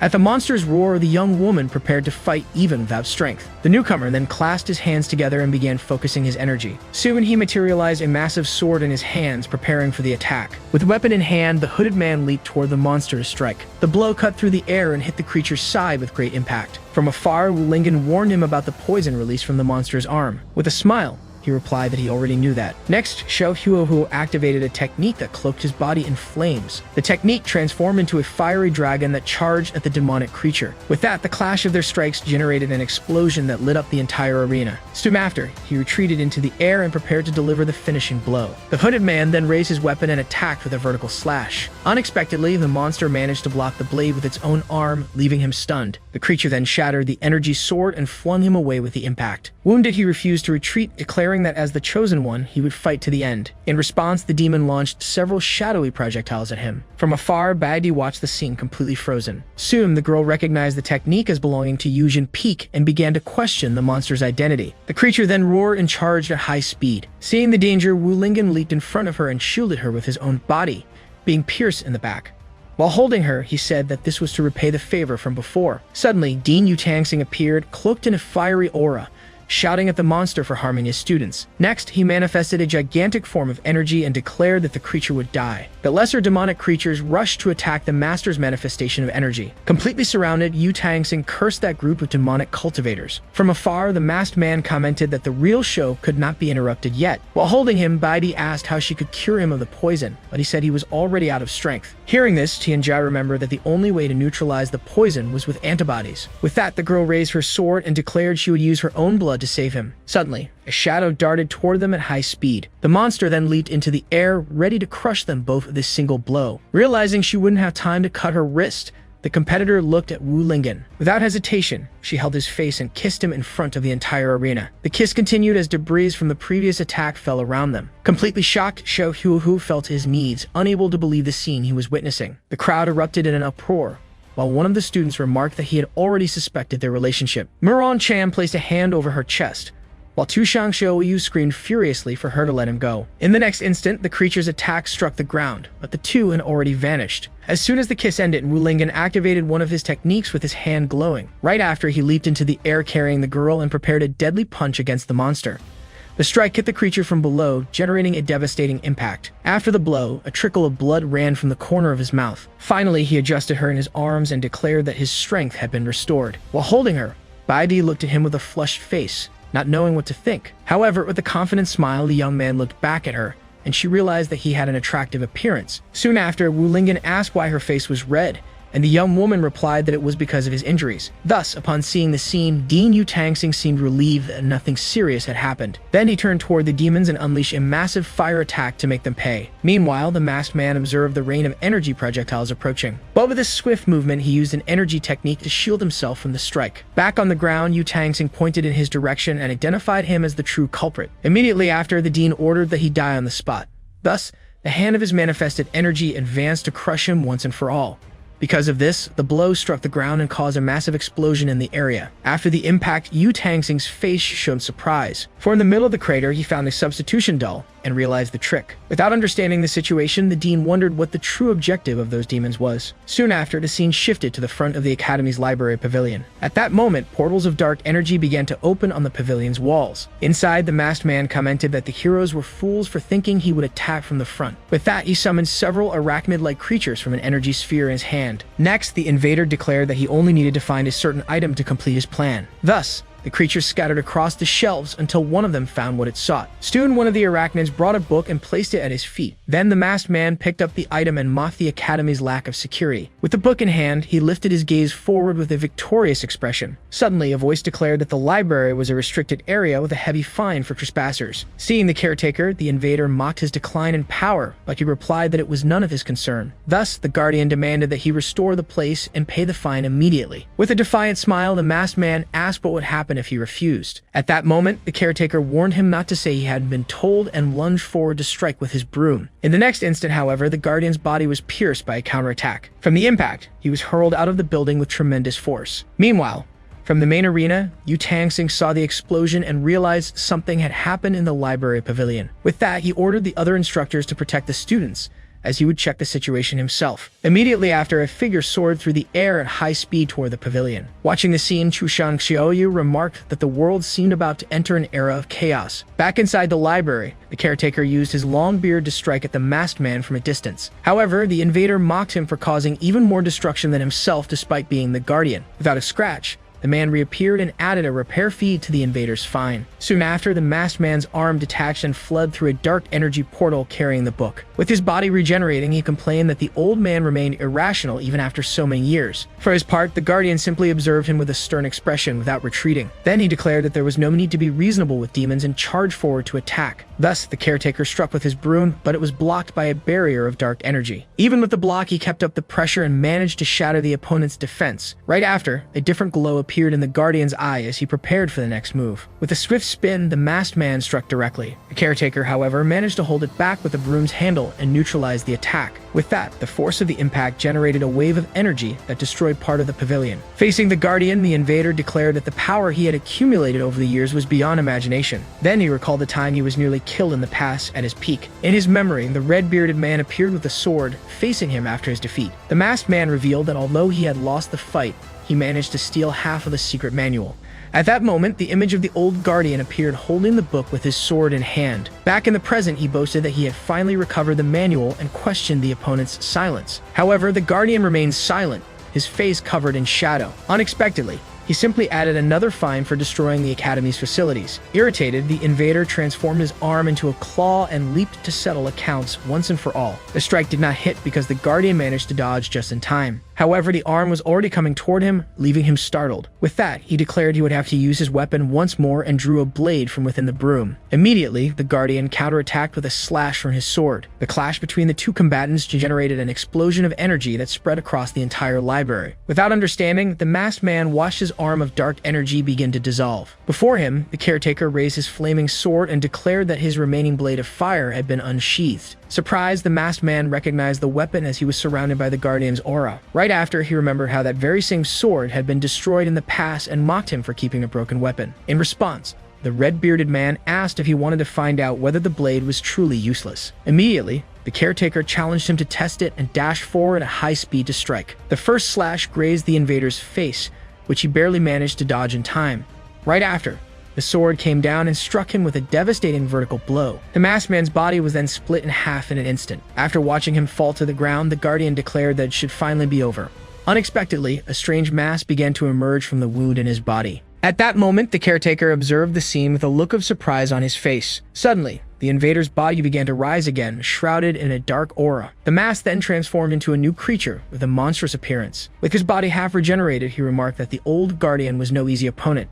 Faced with the transformation, the caretaker questioned what kind of demonic technique he had trained. As he stood, the masked man stated that his goal had been accomplished and that he would return once he had mastered the manual. With sword in hand, the guardian declared that he would not let him escape again. The invader then threatened him, saying that the academy he protected would be destroyed if he followed. Even as the dark energy surrounded him, the caretaker remained still, refusing to retreat. With a furious cry, he prepared to unleash all his power. At that instant, he ran his own arm along the sword's blade to activate it with his blood. With the weapon cloaked in aura, he vowed that he would not let him escape. The masked man laughed and dared him to try as a wave of energy surged forward to strike. The guardian then leaped into the air and clashed with the enemy's dark energy. Suddenly, Dean Yu Tangsing arrived at the scene and asked if his uncle was all right. Kneeling on the ground, the caretaker scolded him for his recklessness and his age. With the sword in hand, he stated that he would have killed the invader if not enough for the Academy's protection. Next, the dean supported the wounded guardian and asked who was responsible for the attack. The uncle then revealed that the invader was Sima Yu, an ancient and powerful demonic cultivator. Hearing the name, Yu Tangxing reacted with surprise, recalling the legend of the demon. He then explained that in order to defeat him in the past, the Alliance of the Righteous had sent more than 30 specialists. A vision of the past then showed the guardian and the other warriors joining forces to face Sima Yu. It was revealed that the demon was only defeated after the sacrifice of more than 20 masters. The caretaker then said that Yu Tangxing should have already realized that this was no ordinary demonic technique. Next, he clarified that Sima Yu's power consisted of controlling the heart demons within people. The dean confirmed that his instincts were correct and that the attackers were manifestations. Even with the guardian insisting that he needed to kill him,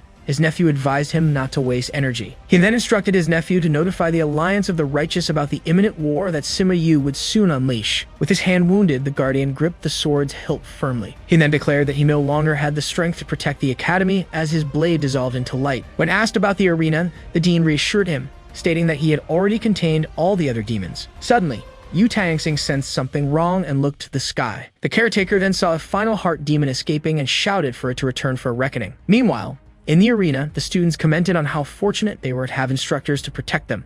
Before the remains of a creature, a crowd shouted insults, while Wu Lingan observed the hatred toward demonic cultivators. Beside him, Baidi called his name with a flushed face. With that, the girl thanked him for saving her. Right after, she declared that even admitting his help, she would still investigate him to uncover his true identity. The young man looked at her with a surprised expression. Suddenly, a bright light formed behind the competitor. As the last heart demon charged, he pushed her out of danger. With a swift turn, Wu Lingan took the impact of the attack in her place. While holding her, she asked why he had risked himself again, even when he didn't need to. He then looked down with a serious expression on his face. After they sat down, he stated that he seemed fine despite the tear in his clothes. Baidi then gave him a light punch on the chest and scolded him for worrying her on purpose. At that moment, Tushang Xiaoyu and Murong Chan approached, with the latter offering food for her to recover. Suddenly, Dean Yu Tangxing appeared in front of them at high speed. The leader then grabbed him to inspect his body, but Tushang Xiaoyu questioned his intentions. With a sharp gaze, Yu Tangxing analyzed Wu Lingan's body closely. The dean confirmed his suspicions and revealed that something had been planted inside him. Soon after, the image revealed that a seed of the heart demon was lodged in his chest. Although furious, the dean promised he would not forgive whoever had implanted the seed into his student's body. Not understanding the seriousness of the situation, Wu Lingan only asked to be released. At that moment, Yu Tangxing observed him closely, finding that reaction quite strange. Soon after, Tushang Xiaoyu shoved the old man forcefully and ordered him to let go immediately. Next, she warned Wu Lingan to keep his distance from that elder, who seemed offended in the background. The dean then asked from afar if he felt any discomfort, but the boy denied it. Even so, Yu Tangxing found it strange that the seed, lethal to any cultivator, did not affect him. Suddenly, the director shouted for them to wait a moment, leaving the two confused. With a smile, he approached again and celebrated the fact that Wu Lingan was a commoner without a spiritual root. Thus, he explained that without spiritual energy, the heart demon could not grow, while Tushang Xiaoyu bit him. Right after, the man floated into the air and quickly ascended, to the couple's surprise. In the distance, Zhangma and Chian Ji watched the scene. Floating in the sky, Yu Tangxing announced to everyone that despite the setbacks, the exam was officially over. Next, he continued his speech and declared that all students would be evaluated based on their performance that day. With that, the dean released an intense energy and announced that they would receive their respective rankings in dormitories.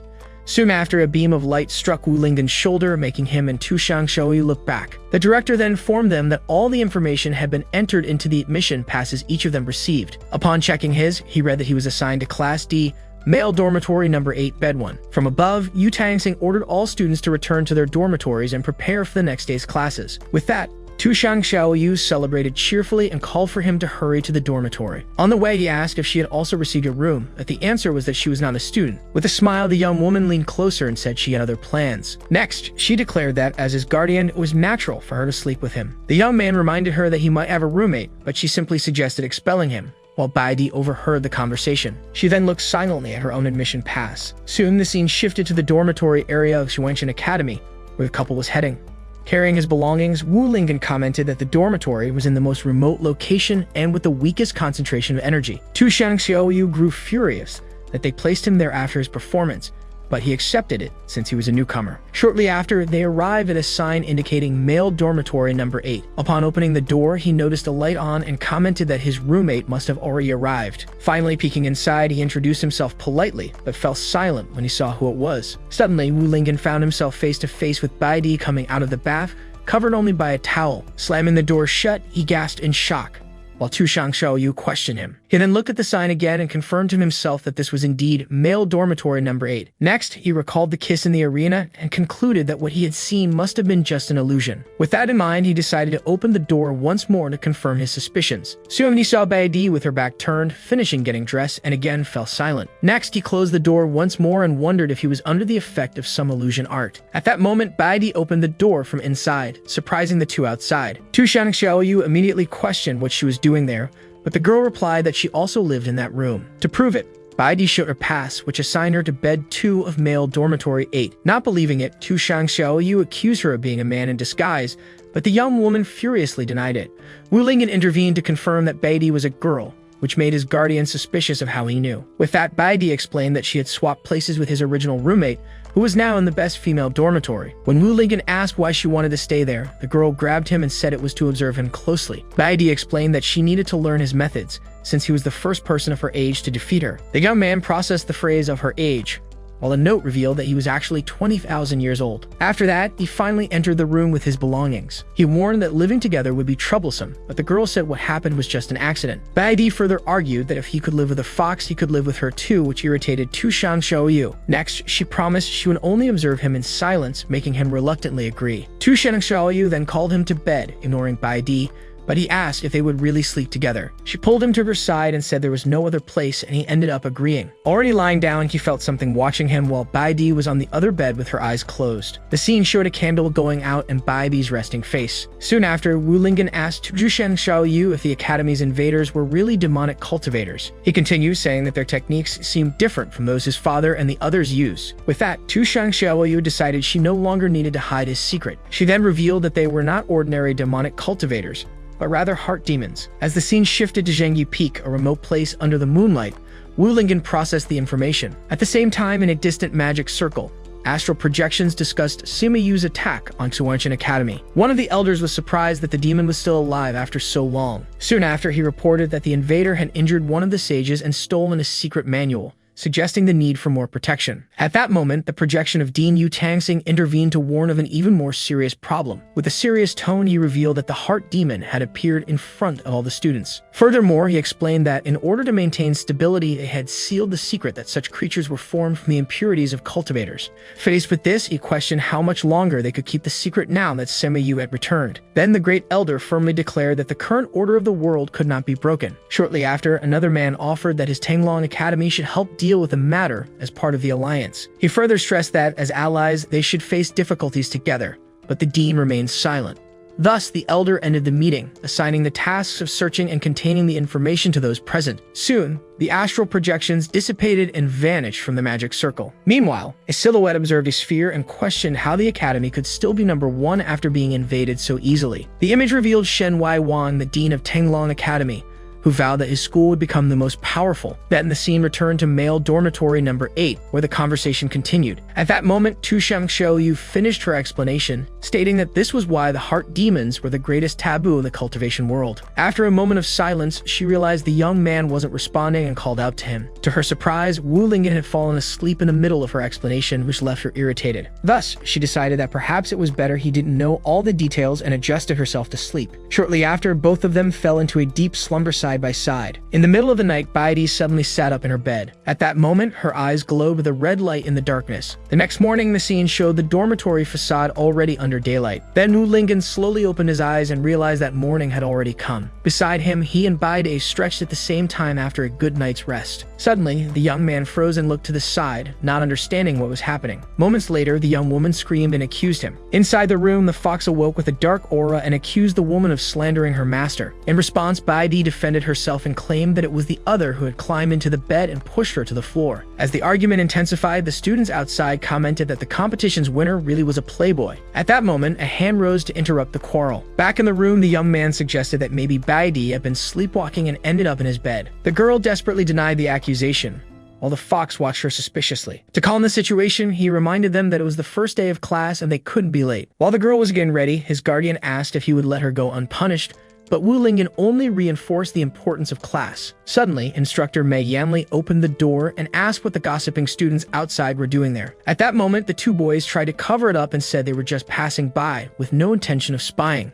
Right after, they ran to class so as not to be late, leaving Baidi watching from the doorway. Then the couple started walking toward the classroom, followed closely by the girl. On the way, the young man asked why she was following them since they weren't in the same class, but she replied that observing him was more useful. With that, the two girls started arguing again, while Lingan asked them to stop. Soon after, they arrived at the sign indicating the school building of Class D. Even amid the argument, the three entered the classroom together. As soon as they entered, Chian Ji appeared and asked in surprise what Chief Lingan was doing in that class. Right after, he explained that the classes have been divided by performance, with Class D intended for the worst students. The young man lamented that his talent had only placed him in the worst class, while Tushang Xiaoyu complained that he had been ranked first.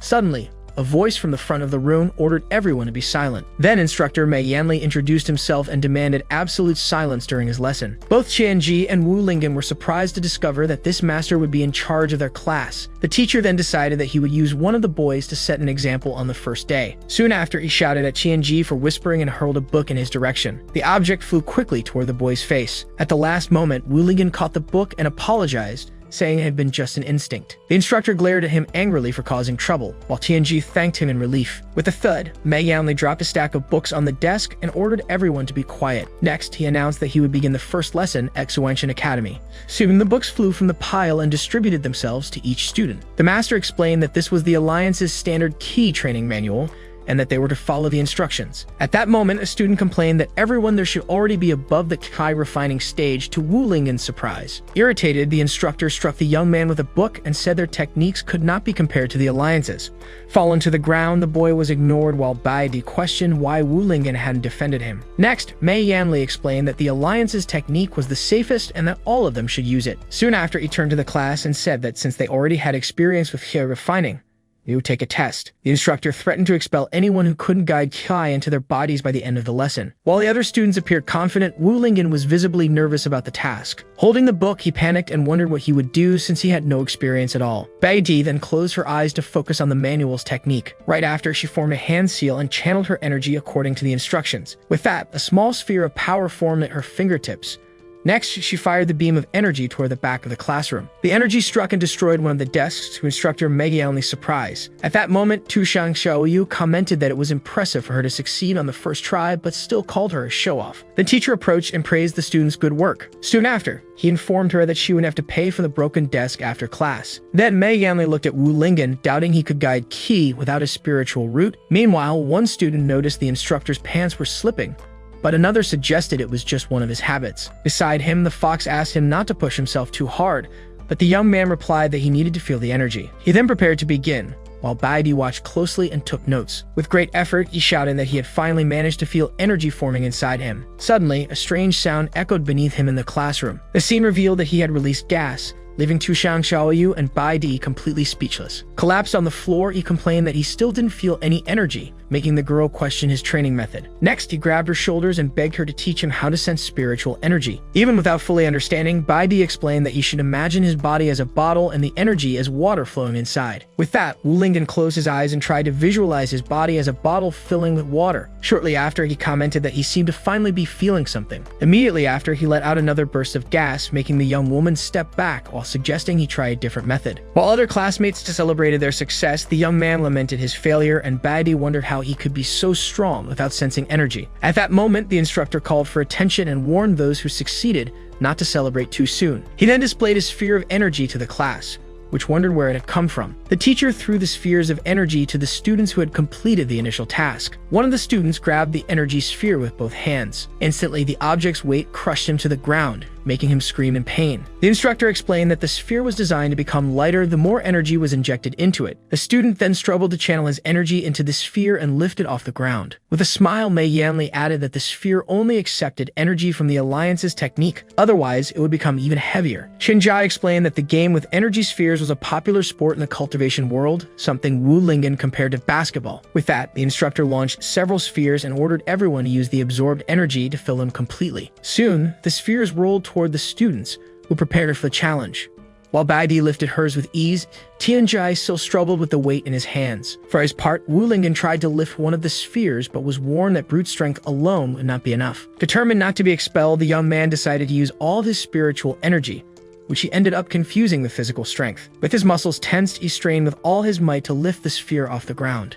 At that very moment, Dean Yu Tangsing was combing his hair in front of a mirror. Suddenly, he sensed something approaching in the sky and commented on how fast it was arriving. A massive flying ship appeared above the academy, while Shen Wei Wang announced his arrival. From the ship's deck, the visitor observed a beam of light rising into the sky. The light then materialized in front of the vessel, revealing Yu Tangsing with his aura of power. In a sarcastic tone, the local dean greeted the newcomer, saying he hadn't had time to prepare a welcoming ceremony. The leader of Tenglong replied that he rushed over to help as soon as he heard the academy was facing trouble. With suspicion, Yu Tangsing remarked on the large entourage, but was told that he also wished to learn from the best academy. Then the host stated with a smile that this was the true purpose of the visit. Suddenly, an energy sphere flew out from the classroom and shot up toward the ship, startling both deans. Moments later, the impact struck the underside of the vessel with great force. On deck, Shen ordered the defenses to be prepared, wondering if demonic cultivators were responsible. Meanwhile, the classroom roof collapsed, causing panic among those inside. As the ceiling split apart, Wu Lingan raised his hands to shield himself from the falling debris. Soon after, the instructor furiously scolded him for using too much force and destroying the classroom. Amid the dust, Yu Tangsing deduced that the boy was causing trouble again. At that moment, he turned toward the silhouette in the smoke and asked if Shen was all right. As the visitor emerged from the cloud, the sphere struck his face, throwing his men into panic. The dean of Shuangshan explained that it was just the explosion of one of their spheres covering for the boy. Holding the object that had hit him, Shen commented on the power of the blast. Even injured, he suggested using the spheres for a competition, while Yu Tangsing recommended that he tend to his wounds. It was then confirmed that there would be an exchange competition between the academies using the energy spheres. Soon after, Dean Yu Tangsing began explaining the situation to the gathered students. He then announced that the 5 chosen to represent the academy would be Wu Lingan, Bai Di, Chian Ji, Zhang Ma, and Shou Huohuo. At that moment, Chian Ji raised his hand and asked for permission to speak. He began by saying that he understood the choice of the others since they had been the best students in the admission competition. With that, he argued that his own strength was among the weakest and that he feared embarrassing the academy. The scene then focused on the young man who looked insecure about the decision. Wu Lingan, for his part, tried to encourage him, reminding him not to underestimate himself since hard work always brings results. Right beside him, Shou Huohuo sneered, saying that if effort alone were enough, he would already have his spiritual root. The dean intervened and stated that Chian Ji's ability to foresee the future would be a great advantage for the team. As soon as the first concern was resolved, Wu Lingan raised his hand to ask his own question. He then asked somewhat awkwardly how exactly the energy sphere game worked. At that moment, Bai Di explained that it was a 5 versus 5 match, where the goal was to control the sphere and throw it through a gate in the air. She added that although physical contact was forbidden, energy clashes were allowed and essential for victory. Hearing the rules, the young man questioned whether his participation was really a good idea, but Yu Tangsing reminded him that the competition was only happening because of him. Right after, the dean informed them that the match would take place in 3 days and that they should use the time to train. With a serious tone, he continued by saying that the reputation of Shuangshan Academy was at stake. To motivate them, he promised to reward each one with a golden medallion upon victory. Then Zhang Mei explained that the medallion was the greatest honor of the academy and guaranteed double cultivation resources. With that, Wu Lingan became excited at the possibility of finally succeeding in his training. Soon he prepared to start training immediately, but the others did not show the same enthusiasm. Shou Huohuo declared that he would not train with someone incapable of using spiritual energy. Next, Zhang Mei stated that the extra resources meant nothing to him, since his family owned the academy. Bai Di then suggested that they ignore the others and train just the 2 of them, leaving Chian Ji aside. Holding a sphere, she explained that the more energy was injected, the greater the advantage in controlling the ball. At that moment, she challenged Wu Lingan to try to take the sphere from her hands, and he readily accepted. As soon as he advanced, the girl dodged and explained that the sphere could not simply be grabbed. With a smile, she watched him closely, while an aura of energy formed around her. Wu Lingan decided to use his speed and advanced surprisingly fast against his opponent. However, she stepped back, saying she would not make things easy for him. With the impact, his hands accidentally pressed against the young woman's chest. The girl then recoiled while the energy sphere rolled away. Right after, Shou Huohuo accused him of doing it on purpose, but Wu Lingan bowed to apologize. He approached to ask if Bai Di was alright, and the young woman replied that she had already put the incident behind her. The girl then averted her gaze and noticed Tushan Xiaoyu watching from afar with a dark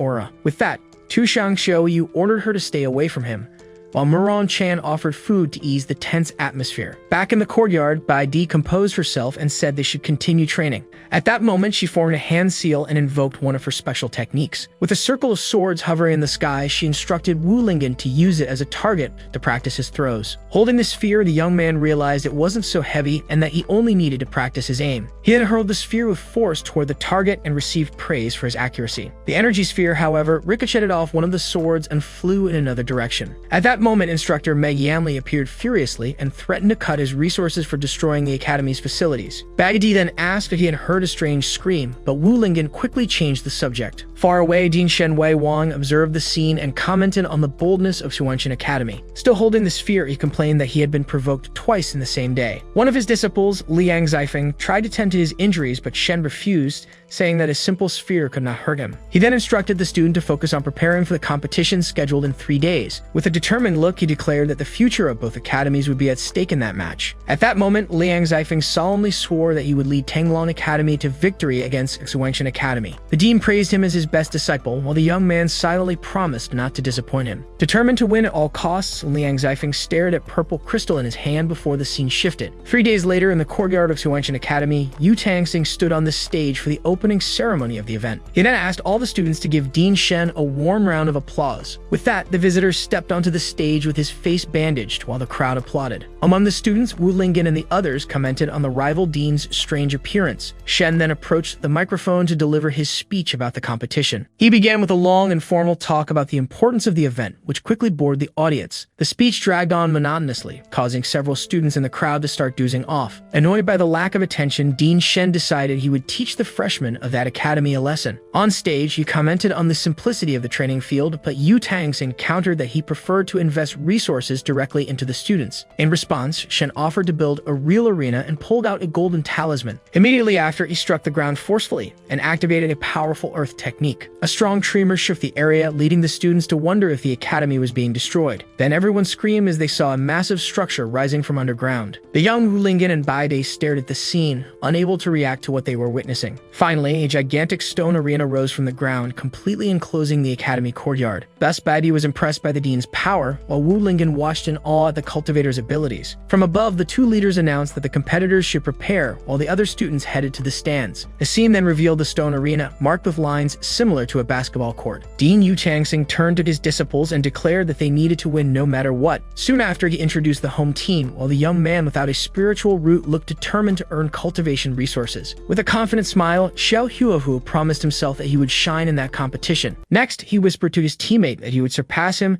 leaving the boy confused by the comment. Meanwhile, Yu Tangsing continued the introductions and announced the competitors from Tanglong Academy. The image focused on the leader of the opposing team, Liang Zifeng, who displayed an air of superiority. The scene soon revealed the rest of the rival team, Zhu Long, Lai Luing, Wan Ping, Zhen Lingyu, and their leader, Liang Zifeng.